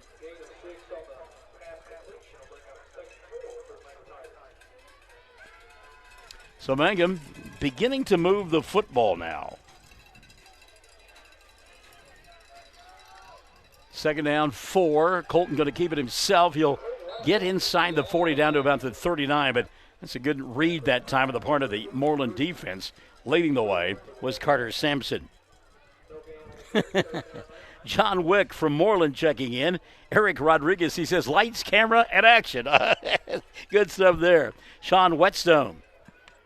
My daughter was one of those kids working hard to get this beautiful field done, and I'm glad that you folks mentioned that. We need to talk about that here in a second, and I had been advised about it earlier, and we've had so much going on this evening that I had completely forgotten about it. 3rd down now, Bernard Bailey right up the middle of the field, and Bernard crawling forward inside the 35 to the 34. That'll be a 1st down. And in between quarters, and I'll make sure that we do this, in between quarters, Dylan Fox will show you all the work that has gone on here at the Liberty Bowl, the painting of the numbers, the painting of the lines, the hash marks, the Tigers in the end zone, the Tiger at midfield. It's just a marvelous job done by the art department. Little pump and go there for Dalen Stacy. Stacy couldn't hold on, incomplete. And that'll bring up a 2nd down and 10. But that was one of the first things that they told me when I got here is the folks in the art department have been down here working at the Liberty Bowl all week long, and it is just absolutely phenomenal. But it goes back to what I've talked about more than once, how this community has embraced this playoff atmosphere. There has been a buzz all week long. Second down and 10. Full house backfield. Laughlin wants to throw, does. Slant in and out of the hands of the wide receiver. That is Luke Rogers. And Rogers got slung to the turf in rather unceremonious fashion by Trevor Hubbs. It'll be third down and 10. And I got to tell you, if that's the NFL or college football, they're throwing a flag on the guy. On which? On Hubbs for throwing Rogers to the turf like that. It's one of those defenseless receiver things or something. So here we go, third down and 10 for Mangum. Laughlin wants to throw, looks near side, caught by Webb. Fisher avoids a tackle, takes it inside the 25. That's good enough for a first down. Great job by Webb to make the catch, avoid the tackle of Ridge Purveyance, and pick up the first down. 5:30 left here in the third. Hey, Shelly Bowman, good to have you alongside. Raymond Panetta, he gives us the fish look. Amber sharing the feed. Thank you, Amber. We appreciate that. Charles Green checking out the broadcast. Going to get a stoppage of play here. Dead ball, illegal procedure called on Mangum. Lita Reese, she said, Tigers looking great on a first-class field. Dirk Hammond, Clifton Harper, and the Mangum High School art students did a super job, and they did. And again, we'll invite you to stay tuned. In between quarters, Dylan will pan around the Liberty Bowl and give you an idea. And I know you've seen it, but we'll give you an up-close look without the play going on to occlude that. Here's Bernard Bailey trying to cut it inside at the 30, and he'll get maybe one of those yards back on the illegal procedure. That'll bring up a second down and 13. Michael Baker in agreement is saying the field looks great, and it does. I mean, it is phenomenal. But again, it's just, I saw signs on Facebook all week long, even out in the rural parts of Greer County, where kids coming in off the farm, that there were signs made for them, wishing them best of luck. And like I said, this entire community has been just a buzz since last Friday night. Second down and 14. Laughlin from the shotgun. Fires, caught by Bryson Williams, breaking a tackle at the 10 and struggles his way inside the 5-yard line. How about Bryson Williams? I mean, he got a thunderous hit from Dawson Frazier, shook it off, and got it down to about the 4-yard line. And on that play, down goes Frazier. Down goes Frazier. Down goes Frazier as he took the brunt of that hit from Bryson Williams. First and goal inside the 5. It's Bernard Bailey on the carry. Bailey pushing the pile forward, spinning, and will finally wind up at about the 2-yard line. Bernard Bailey running hard. By the way, that was my best Howard Cosell from back in the day when Smokin' Joe Frazier and Muhammad Ali hooked it up. Have you been waiting all night? I have been. I have been. That's one I've been sitting on. Thank you for asking. K. Wright Gellner. Liberty Bowl has never looked better. John Wick says, come on, Mooreland, pick up your teammates. Boost your pride. Loose football. And they're going to say it's Mooreland football. So for the third time tonight, Mangum has been turned aside inside the red zone and inside the 10-yard line. Yeah, Mangum has put together quite a few good drives tonight. They've gotten inside the red zone 3 times and fumbled the ball within the 10-yard line and absolutely deflated their momentum. So here we go. Mooreland gets the football back, and 3:28 left in the third, being brought to us by 333 Dental here on Classic Hits 97.7. And the mesh just not there that time on the inside handoff. Inside handoff here to the tailback. That's Carter Sampson. And Sampson will get it across the 5 out to about the 6-yard line. Short gain there. In on the stop on that near side. Christian Travanka and Corbin McGill. That'll bring up a second down and 9.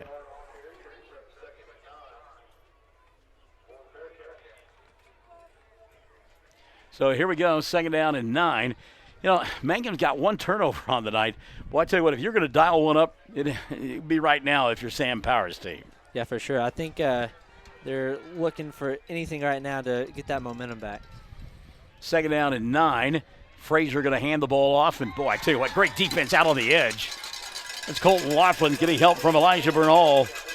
And no gain on the play, maybe a loss of a yard back to the original line of scrimmage, and that'll bring up a third down and 10.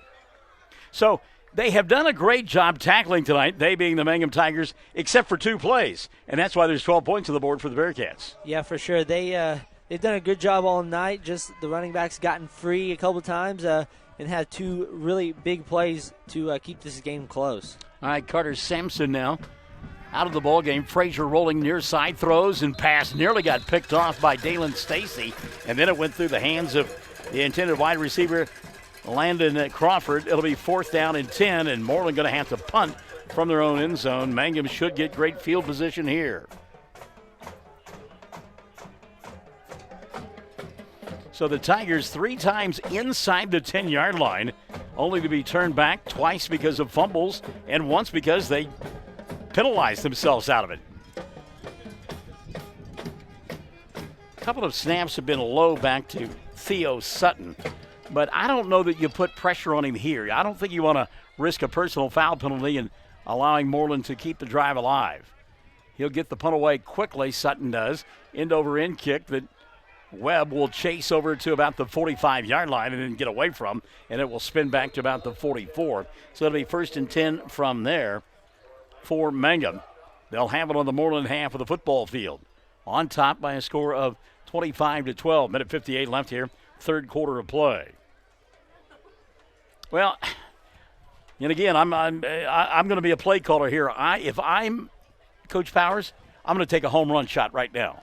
Yeah, I agree. I think this is a really good time to throw one deep and try to get on the scoreboard real quick. Empty backfield, Laughlin with time, with all kinds of time. Now going to roll here on the near side. Throws, pass, caught by Webb, hit immediately. But Fisher has it at the 28-yard line. On the coverage for the Bearcats was Carter Sampson, and that'll be good enough for a 1st down. So Mooreland thought Mangum was going to go deep as well. They only rushed a couple of guys, sent everybody back in coverage, and finally an easy pitch and catch there from Colton to Fisher. Looks like there's a flag. But this one is going to come back. Wow.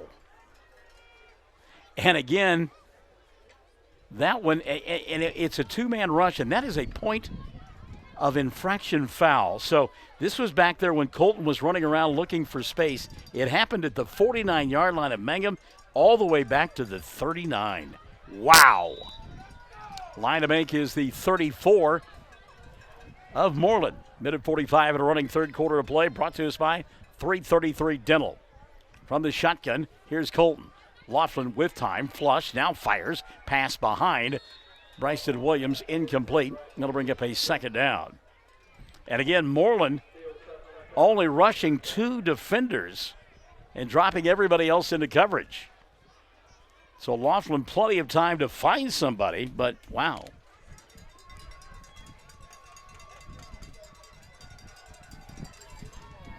Great note from Penny Rosales talking about how proud the community should be of their support of this football team. And indeed, that is the case.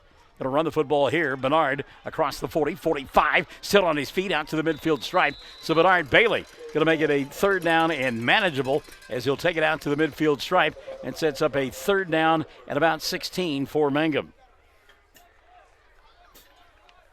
I think they caught maybe Mooreland off guard. And again, if you're going to send that many people into coverage, you might as well run the football. Right, and I think Mooreland was willing to give up a few yards just because it was 2nd and 26. Just keep everybody in front of you. 1:05 and running in the 3rd quarter of play. Mangum facing a 3rd down and about 16. Ball at the midfield stripe. Bernard Bailey in the backfield with Laughlin. Colton getting a little pressure late. Now fires the fastball, caught at the 39-yard line. And that'll be short of a 1st down by about 5 yards and bring up a 4th down and 5. But we've got another stoppage of play. So what is this all about? And again, because of the color of the grass, dormant as it is impossible to see the flag. And now they're going to wave the flag off. Well, there you go. I finally found it. It was at the 50-yard line, and they picked the flag up. So Mangum will go for it here. 4th down and about 6. Ball setting at the 40-yard line. And the line to make the 34. 40 seconds left in the 3rd quarter of play. And now Mooreland going to bunch folks up about 5 to 7 yards. Laughlin with the slant pass is caught by Bryston for a first down. Well, I tell you what, you have got to have some stones to go inside like that because you know you're going to get rocked on that slant. 3 guys around him, and he made the catch for the first down. And good play call. It was a one-on-one coverage right out there, and just told the athlete, be an athlete and, go make a play. One of your best athletes on the field, and just tell him, big game situation, go make a play for us. That's the third quarter, brought to you by 333 Dental. Fourth and final period coming up. Stick and stay on 104.5 KCCW, Mooreland, Woodward. Classic Hits 97.7 and OKSports.tv. Folks in Mangum know what to do when they need to quench a thirst, curb a hunger attack, or cool down with an ice cream. They just make the Loop at 918 North Lewis Tittle in Mangum. The Loop, supporting the Mangum Tigers and Lady Tigers. Mangum Brick Company has been operating since the early 1900s. They're the largest private employer in Greer County. Mangum Brick is proud to support high school athletics radio broadcasts. And if you know of someone looking for work, always check with Mangum Brick, as they may be hiring. Travis Septic Tank Service can handle everything related to septic tank maintenance and cleaning, including commercial applications. Call Travis Septic Tank Services at 580-782-2384. That's 782-2384. Travis says, go Mangum Tigers. The Mangum Star News has been serving southwest Oklahoma since 1887. No wonder when folks want to know what's happening, they grab the Mangum Star News. Today, the paper is just as proud as ever to serve you online, in your mailbox, or at a store near you. The Mangum Star News. All right, here we go. Period number 4. Mangum on top, 25-12. By the way, I have been told by Jane Stover I nailed the Howard Cosell. Monday Night Football dandy Don Meredith, Frank Gifford, and a veritable cast of thousands. Mangum with the football, first down and 10. Going to the fourth quarter play, handoff deep, handoff Webb with room. 25-20, gets a block, cuts it inside at the 15, and finally tackled at about the 12-yard line. Fisher Webb doing his impersonation of the Roadrunner. Beep, beep. Mangum will move the sticks. And the end keep. No, there's a flag on the play. Oh, man. Unbelievable. Michael Dean Adams says, that boy is special. I hope he's not referring to me. I hope it's one of the players. By the way, we hope that during the intermission between the two quarters, you enjoyed Dylan Fox showing you all the work that was done by this group here at Mangum to make the Liberty Bowl look better than it ever has. Holding penalty called on Mangum. Point of infraction, they move it back, and it sets up a first down and 6. How weird is that? Laughlin going to keep the ball himself. Colton dodges a tackler. Now they'll grab his shirt tail, and he'll get to the 25. That'll bring up a second down for Mangum. Line to make for a first down. So second down at about 4.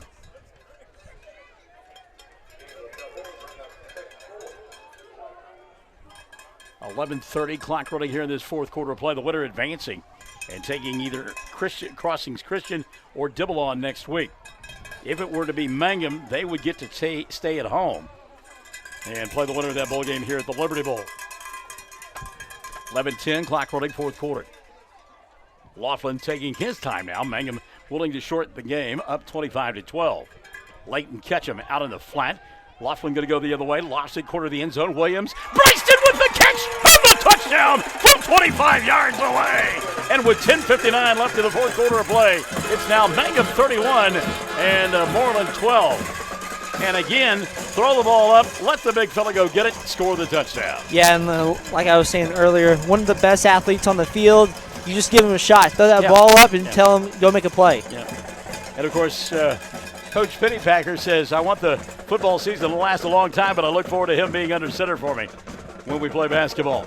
Laughlin now rolling out, throws for the two-point conversion, and Dalen Stacy can't hold on. So with 10:59 left in the ballgame, Mangum stretching out the lead now. Tigers on top 31-12 as we play here in quarter number 4 on 104.5 KZZW, Classic Hits 97.7, and OKSports.tv. The Hamburger Inn in Mangum continues to be that special place people have enjoyed for generations. Good food prepared by your neighbors in a laid-back atmosphere where you really feel at home. Breakfast, lunch specials daily, and the famous fish fry every Friday night, or a great steak dinner on Saturday night. But you guys know about the Hamburger Inn in Mangum. We'll see you there. Hey fans, are you going to be in the stands? This is Lori Laughlin from Stockman's Bank, member FDIC, and we can't hide our Tiger pride. Whether it's the gridiron or the basketball court, we support our Tigers and Lady Tigers. So bring your best orange and black and we'll see you at the game. Stockman's Bank is Tiger proud. Mangum Oil and Gas at 1306 North Lewis Tittle offers so many services. From fuel at the C-store to the self-serve car wash, getting propane bottles filled or propane delivered to the home and farm, even U-Haul services. It's no wonder so many folks head to Mangum Oil and Gas, where they say, go Tigers. By the way, I've got to say hello to one of my dear friends, a man that I absolutely love, Greg Poon-Tangney. He's in Cherokee. Sounding good, he says, enjoying the broadcast. We, over the years when we were in Woodward, Greg and I covered the countryside, did ball games here, there, and everywhere. And I always had the caveat with Greg, kind of like I do with you. I don't have any money to pay you, but I'll buy you something to eat. And the greatest story about Greg is one time we went to do a ball game in Yukon, and he said, Barnes, I know where we're going to eat after the ball game. So we go to there's an onside kick, and Mangum going to get it as it went 10 yards. So they returned the favor to Mooreland. Mooreland did that twice to them in the first half, and now Mangum has returned the favor. Great job by the Bearcats by the Tigers as they kick it, and chasing it down and making the recovery is Sawyer Webb. How about that? Great job by the Tigers. Great kick there as well by Jackson Warner. Anyhow, I got to finish that story real quick about Greg. He said, we're going to Johnny Carino's. I said, okay. So we go to Johnny Carino's. We sat down, and he's like, I know what I want. He had looked at the menu online. I didn't even get a drink of my water, and he's ordering already. I need to learn to do that then. Oh, I shouldn't have given away that secret, should I?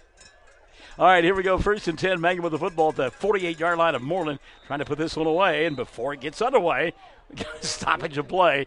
And Mangum a little too quick coming out. Wow. And again, going to have to clean this up between now and next week, right? We've been saying that now for 11 weeks. Yeah, for sure. I mean, whenever it comes down to a close ball game, that's what's going to get you beat. I mean, Mooreland has hung around all night because of penalties and turnovers, and if it becomes a really, really close ball game, they're going to lose it because of that. The deeper you go in the playoffs, the more you have to be precise in your effort. Bernard Bailey, boy, he'll get dropped immediately. Nice open field tackle there. Bernard ready to go to the races, and he got dropped in his tracks. Tackle made there by Noel Fernandez. No, that's last week's. that's somebody from Sayre. That's Landon Crawford. I'm sorry, Crawford on this stop. Got to get the right roster there, Barnes. Come on, man. By the way, that bowl game between Crossings Christian and Dibble, they've gone to the third quarter now. Late in it, 14-13. Crossings Christian on top. 14-13 over Dibble. Rolling out here, Laughlin, Colton throws, deep throw, and good job there by Bryson Williams as he played defender there and slapped that football away from a would-be interceptor. That would be Ridge Purviance, and it'll be third down at about 17. Pawhuska shutting out Oklahoma Union 52-0. Texoma leading Hobart 25-15. Could be a long ride home for the Bearcats. It's Pawnee shutting out Colcord 46-0. Ringling in front of Watonga 29-0. Frederick comfortably out in front of Oklahoma Bible 48-14. And it is Thomas 41, Sayre 6. Third down and long. Swing pass near side. Webb. Fisher wants to throw. Ball gets tipped up in the air. Going to be picked off by the Bearcats. And now we're going to get 15 yards on top of it, I would think.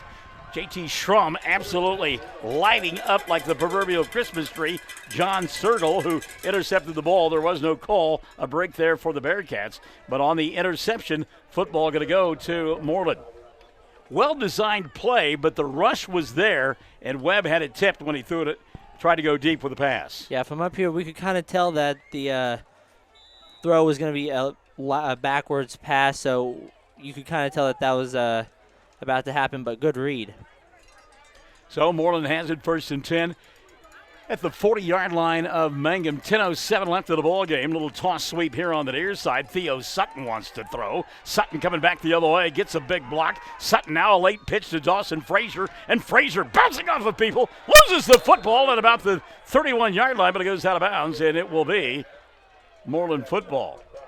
Gain of 8 on the play. That's a Sandlot play there. Hey, all right, I'm going to hike it to you, and you go down to the doghouse and cut there and give me a block, and I'm going to try to score by the elm tree. I'm not sure if there was like a option part of that or if that was just on a whim. Hey, let's do an option this way, and I'll throw it if someone's open type of thing. That's kids keeping the play alive, and I mean that's all you need to do. Is just keep working it.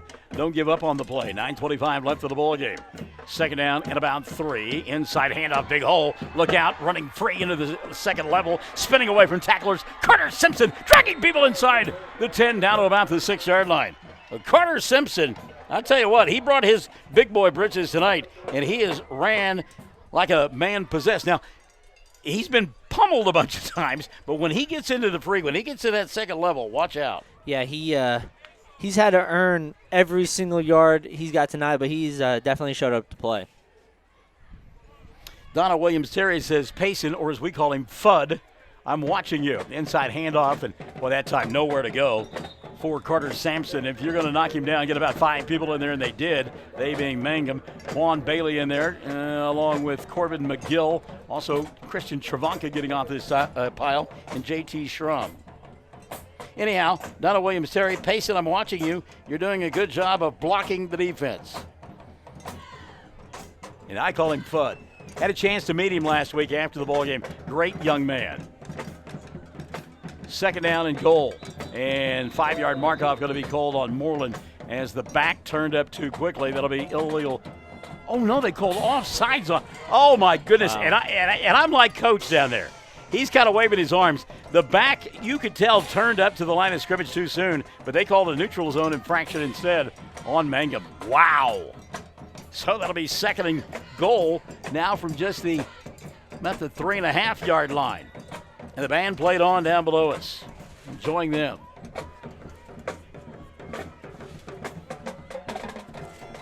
Second down and goal. Ball at the 4, we'll call it. Mangum on top, trying to keep Mooreland out of the end zone. Down about the 2-yard line. We'll go Carter Sampson, and there's a ton of tacklers in on that play. All the way up to 208 folks. Don't get nervous. Wow. Keep sharing it. Keep telling everybody about it. And comment, where you're at, where you're listening from. We'd love to hear from you. Oh, yeah. Cassie Anderson says aye. Third down and goal. Ball at the 3. Dawson Frazier, I think, going to call a timeout, and he will. Timeout going to be taken here. 7:43 left of the ball game. 31-12. Mangum on top. Third down and goal from the 3 for Mooreland when you and I come back on Classic Hits 97.7, OKSports.tv, and KCZW, Mooreland and Woodward. When you need auto repairs, save money and get it done right at Dwayne's Auto in Mangum. Dwayne's fixes flats, does brake jobs, turns rotors, alignments, that all-important air conditioning work, and general auto repair. If your car or truck isn't right, just head to Dwayne's Auto at 1205 North Lewis Tittle in Mangum. Call 782-5151. That's 782-5151. Mangum Tiger Proud. Taking care of your family is easy and convenient at the JCMH Family Care Medical Clinic in Mangum. Located at 114 South Lewis Tittle in Mangum, Dr. Lonnie Perryman and nurse practitioner Patty Burks provide a comprehensive, full-service family practice, including care for children and adults, including geriatrics. Call 782-3393 for appointments at the JCMH Family Care Medical Clinic in Mangum.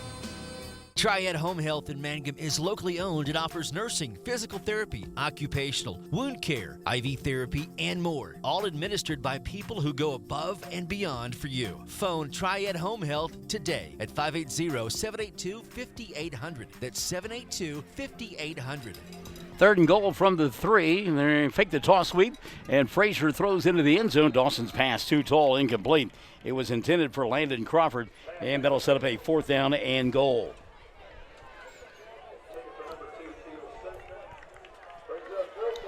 Nicole Reed-White says, don't forget about the hard-working managers that are there every step of the way. Love Boo, McKenna, Jeannie White, and Love Dad. All right, there you go. So 4th and goal here. 7:35 left of the ball game.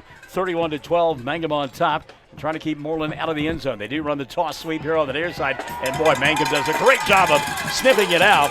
Landon Crawford, no opportunity there. Travanka is there. Bailey is there. Colton Laughlin is there. And Mangum will get it back on down. So a huge defensive stand there. Yeah, a huge stop for Mangum. If Mooreland scores right there, they give themselves a chance to get an onside kick and make it an interesting ball game. But good goal line stance by the Mangum defense. All right, let's see if Tigers now can go on a ball control drive here and salt this one away. They'll go to the ground and out about to the 5-yard line. Short gain there for Fisher Webb.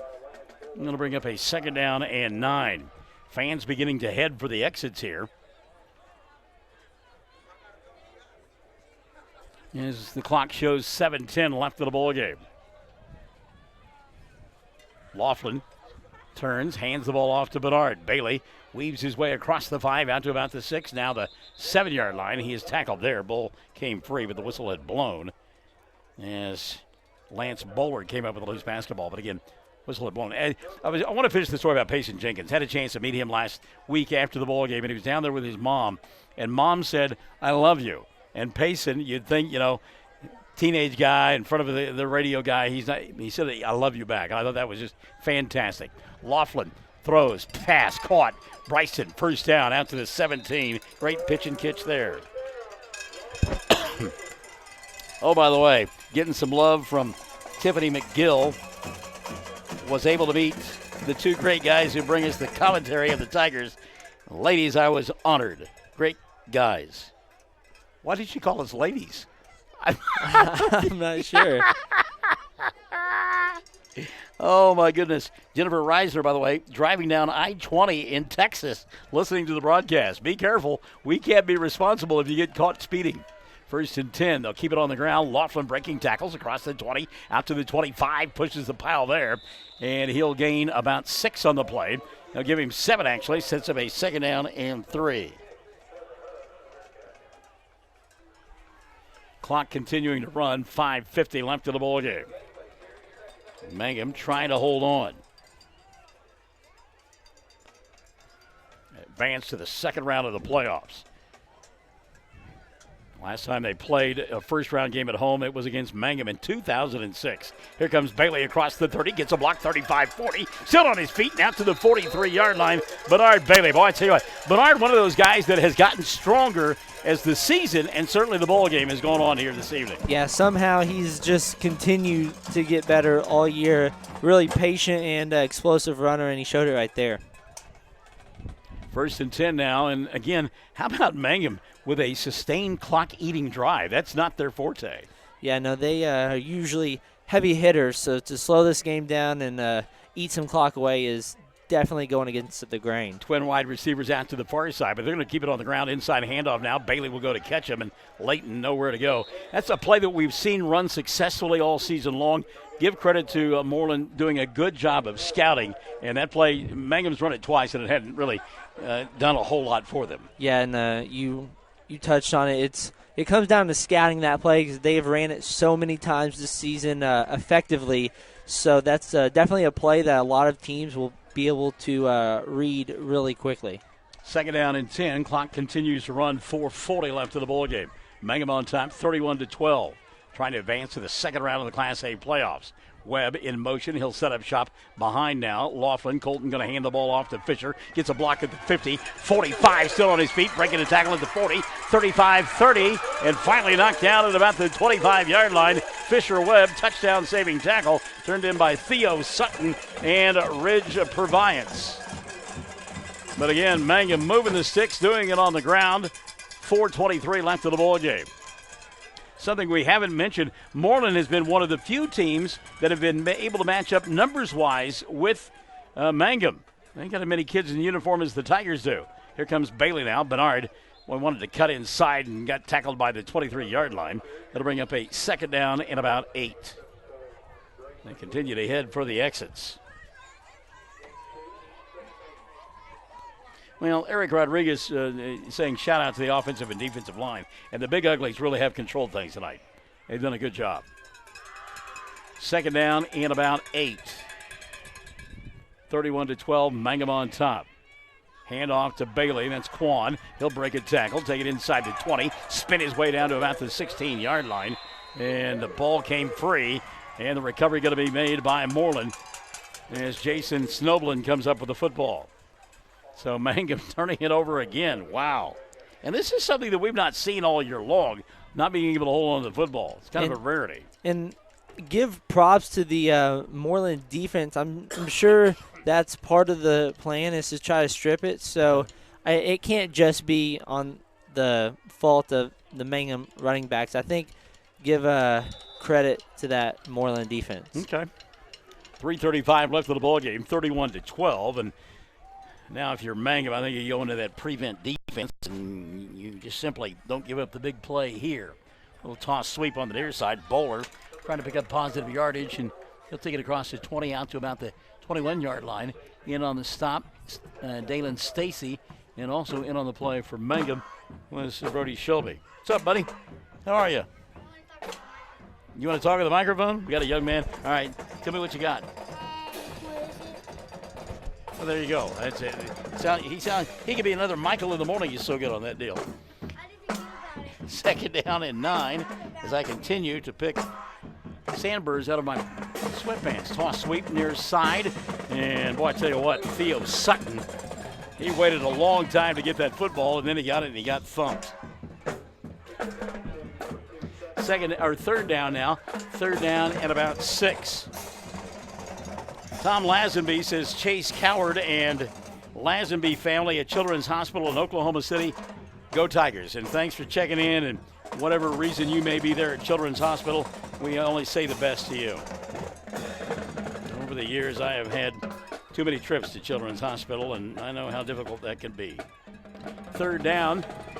Frazier wants to throw. Had his man open, but the pass too tall. Theo Sutton had gotten free, but tell you what, Dawson Frazier got thumped again when he let go of the football. Corbin McGill was there, and Frazier really got popped as he let go of that ball. So as we begin to wind this one down, 2:17 left of the ball game, and it is obvious now Mangum going to win it. They lead 31-12, fourth down and 6.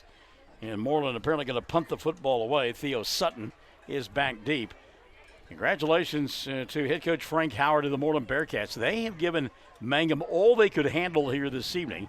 End-over-end kick that will roll dead at about the 46, 47-yard line. And certainly they have given Sam Powers and his club something to think about heading into the second round of the playoffs coming up next week, when Mangum will be at home against either Crossings Christian or Dibble. But again, I've been impressed with this bunch from Mooreland, and they got a young team across the way. Yeah, an impressive game for Mooreland. There's only been 2 teams that have held Mangum to less points than Mooreland has all season. And one of those was in week number 1 against Ringling, exactly. 22-20. And in fact, the last, 4 games, Mangum has hung a half 100 at least on clubs. We knew coming in, Mooreland can play defense. They have shown it here tonight. Here's Bernard Bailey. Bailey inside the 45 down to about the 42-yard line. So Bernard picking up big yardage as the clock slides inside 2 minutes at 1:55. A gain of 4 on the play. Second down and 6. And the coaching staff up here in the booth, they have taken off their headsets and they're going down to the sidelines to celebrate as Mangum will advance to the second round of the playoffs. Didn't really get a chance to talk a lot about Dawson Frazier. Never got that opportunity. Dawson, impressive young man. And as I mentioned, I used to work with his parents when I was in Northwest Oklahoma, and I know they are proud of that young man. Ball down to the 40-yard line. Also, we want to thank C.J. Montgomery, J. Douglas Williams, Sean Kelly, and all of those folks up there that are a part of Omni Communications in Woodward and Mooreland. KZZW 104.5, part of the K101 family of stations up there. And always enjoyed our time working for that great group and allowed me to be the crazy broadcaster that I am today. It was J. Doug and CJ that just kind of turned me loose, and always will be grateful to them. That you folks may not be, but I certainly am. First down carry there for Colton Laughlin. Laughlin will carry the ball down to about the 36-yard line. By the way, Dean Minnick checking out the broadcast. Dean, good to have you alongside. Larry Brown says, only in Oklahoma with you here staying birds in sweatpants. Huh? I have no idea where he's going with that one. I don't know. So Mangum Going to let the clock run here. May actually take a 5-yard delay of game. Let's see if they do snap the football or take the penalty. Down to 35 seconds remaining, and there's the back judge counting it off. So Colton will take the snap. He will take a knee, and that will do it. So the Mangum Tigers have advanced. They win it tonight here by a final score of 31-12 and improved to 10-1 on the year. Mooreland comes from the northwest part of the state. They turn in a gutty performance. Good football team, a lot of youngsters, and that is a tough football team. Great test for Sam Powers of the Mangum Tigers tonight. Yeah, for sure. I think Mangum was definitely put to the test for the first time here in a few weeks, and it showed. They made some mistakes, and it's definitely a learning experience and a good wake-up call for Mangum, but props to Mooreland. I mean, they drove all the way down here and put up a good performance. Young team, great defense, held the high-powered Mangum offense to 31 points, so all the props to them. Paula Little Powers says it very well. Welcome to the second round, Tigers. We'll take a timeout. 31-12, your final score, Mangum over Mooreland on Classic Hits 97.7 on 104.5 KZZW and on OKSports.tv. The Mangum Tag Agency is easy to find in 108 East Pierce Street in Mangum. When you need license tags, registration, driver's license renewal, IRP registration, pike passes, or even send a UPS, Tom and Cynthia Clark will help you at the Mangum Tag Agency. Call 580-782-3004. That's 782-3004. Mangum Golden Age Apartments offer HUD-approved housing for anyone 62 or older or on Social Security disability. They have one-bedroom and efficiencies which include all bills paid, including Wi-Fi, and cable is just $5. Mangum Golden Age Apartments are located at 100 East Lincoln, right on the downtown square in Mangum. Call Brandy at 580-782-2452 for more information. Friends, you need to take care of your eyes. Have regular checkups. Make an appointment with Dr. Michael Geiger Eye Care in Altus, and now there's a Geiger Eye Care in Frederick. Dr. Michael Geiger and Sons, Seth and Bryce, well, they're good at what they do, so get your eyes checked. Geiger Eye Care, Altus and Frederick, proud to support Southwest Oklahoma youth in sports, in the classroom, in the showroom, whatever. That's Geiger Eye Care, Altus and Frederick, Mike, Seth, and Bryce Geiger, 580-482-1756. Everyone wants to be on a winning team. That's why Great Plains Bank is a proud supporter of the Tigers. No matter what life may throw at you, Great Plains Bank has the play drawn up, and we're ready to go into overtime to win your business. What makes Great Plains Bank different is that we will make the extra push to get you to the goal line. When it comes to your family's finances, every play counts. So pick a teammate you can trust. We want you on our team because with customers like you, we are greater together. Great Plains Bank, member FDIC and equal housing lender. Well, not sure if the folks from KCZW are still with us. If they are, congratulations again to the Mooreland Bearcats and Mangum Tigers. We do Mangum Tiger work, and we're proud of the Tigers. They win it tonight by a final score of 31-12. I want to, before we get to the other Class A scores, hey, buddy, how you doing? Give us a fist bump there. There you go. I want to let you know something that I learned about earlier this afternoon. The Mangum Star News has sold to a privately owned company by residents of Durant. Casey and Carla Paxton had owned the paper for over 20 years. Casey said that he wants to focus more on his family and on church. So Greystone Media now owns the Altus Times, the Frederick Press Leader, and the Durant Democrat. And they also now own the paper in Mangum. Lana Holt will continue as the office manager, and William Carroll is the new editor.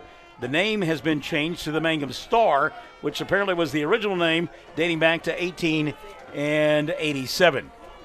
And no, I wasn't alive then, but thank you for asking. I wasn't going to ask. Yeah, but I know you were. So congratulations to Casey. And Casey getting a chance to do some other things, but I'm sure he'll still be around and still contributing to the Mangum newspaper. All right, let's check scores now. Dibble has beaten they lead them. I'm sorry. This is a fourth quarter score. Dibble 21, Crossing Christians 14. One of those two teams will be coming to the Liberty Bowl next Friday night. Elsewhere, Cashin showed their number one. They shut out Rush Springs 45-0. It was Wewoka over Central Salisaw 48-14. Rejoice Christian beats Hominy 42-19. Wayne over Savannah 33-14. Frederick, they're going to win. They'll advance. They lead Oklahoma Bible late in the fourth, 48-21. Thomas shuts down Sayre 41-6. Pawnee leading late 54-0 over Colcord. Texoma has beaten Hobart 32-15. Your dad, Chad Fox, tells me Bearcats 5 turnovers in the ballgame. Wow, and we had kind of touched on it last week after Hobart had gotten beaten by Frederick, dropped in the district standings from 1 to 3. We were curious to see how they were going to bounce back, and I guess that was your answer right there. Yeah, no doubt about it. Barnsdall leading Commerce in the 4th, 20-7. Pawhuska has beaten Oklahoma Union 52-6. Ringling shutting out Watonga 36-0 in the 4th. Stroud beats Warner 48-7. Minko over Elmore Purnell City 41-7. And as we just told you, it's a final now. Mangum beats Mooreland 31-12. The Tigers advance and play another week of high school football. Well, partner, it's been a great week. We've had a lot of fun, and I hope you're ready for round number 12 coming up next Friday night as either Dibble or Crossings Christian will be in town. Yeah, there's no place I'd rather be on a Friday night, and that's not sarcasm. I promise you. I enjoy doing it. We love carrying all of Mangum sports. It's fun watching all of them, and if any of the Mooreland people are still listening, we appreciate all of you guys listening, and we really enjoyed it, so thank you. And I've got to tell you as well, there are just so many accolades to hand out, and I'm an emotional guy when it comes to things like communities supporting the kiddos. And I'll say it one more time. I came from Lone Wolf today on my way into Mangum and saw everything that went on, and I got a lump in my throat. It was amazing. I think maybe the kids got a little bit starstruck with everything that went on this week and the support of the community, which has been outstanding, the field, everything that has occurred, how they took care of us here in the press box. And it took a little bit of I don't blame them. I'd be giddy out there, too. It took a little while for them to assert themselves, but in the end they did. Yeah, and we talked about that from week 1, about how the Mangum community has always rallied around this team, and it was evident all week. You could kind of feel that excitement all throughout Mangum, and like you said, I mean, the kids were probably a little starstruck, but they're teenagers, they're high school kids. You don't blame them.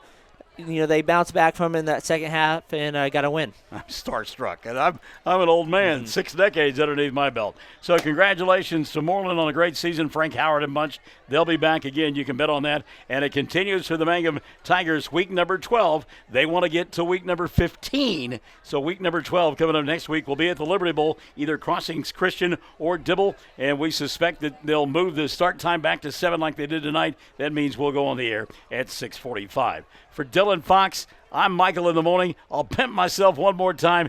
Join me for the Michael in the Morning radio program, 6 to 9, Monday through Fridays on Classic Hits 97.7. Download the free TuneIn app, find KHIM, and take us everywhere. After all, it's morning radio the way it should be, and this is sports broadcast the way it should be. Good night from the Liberty Bowl.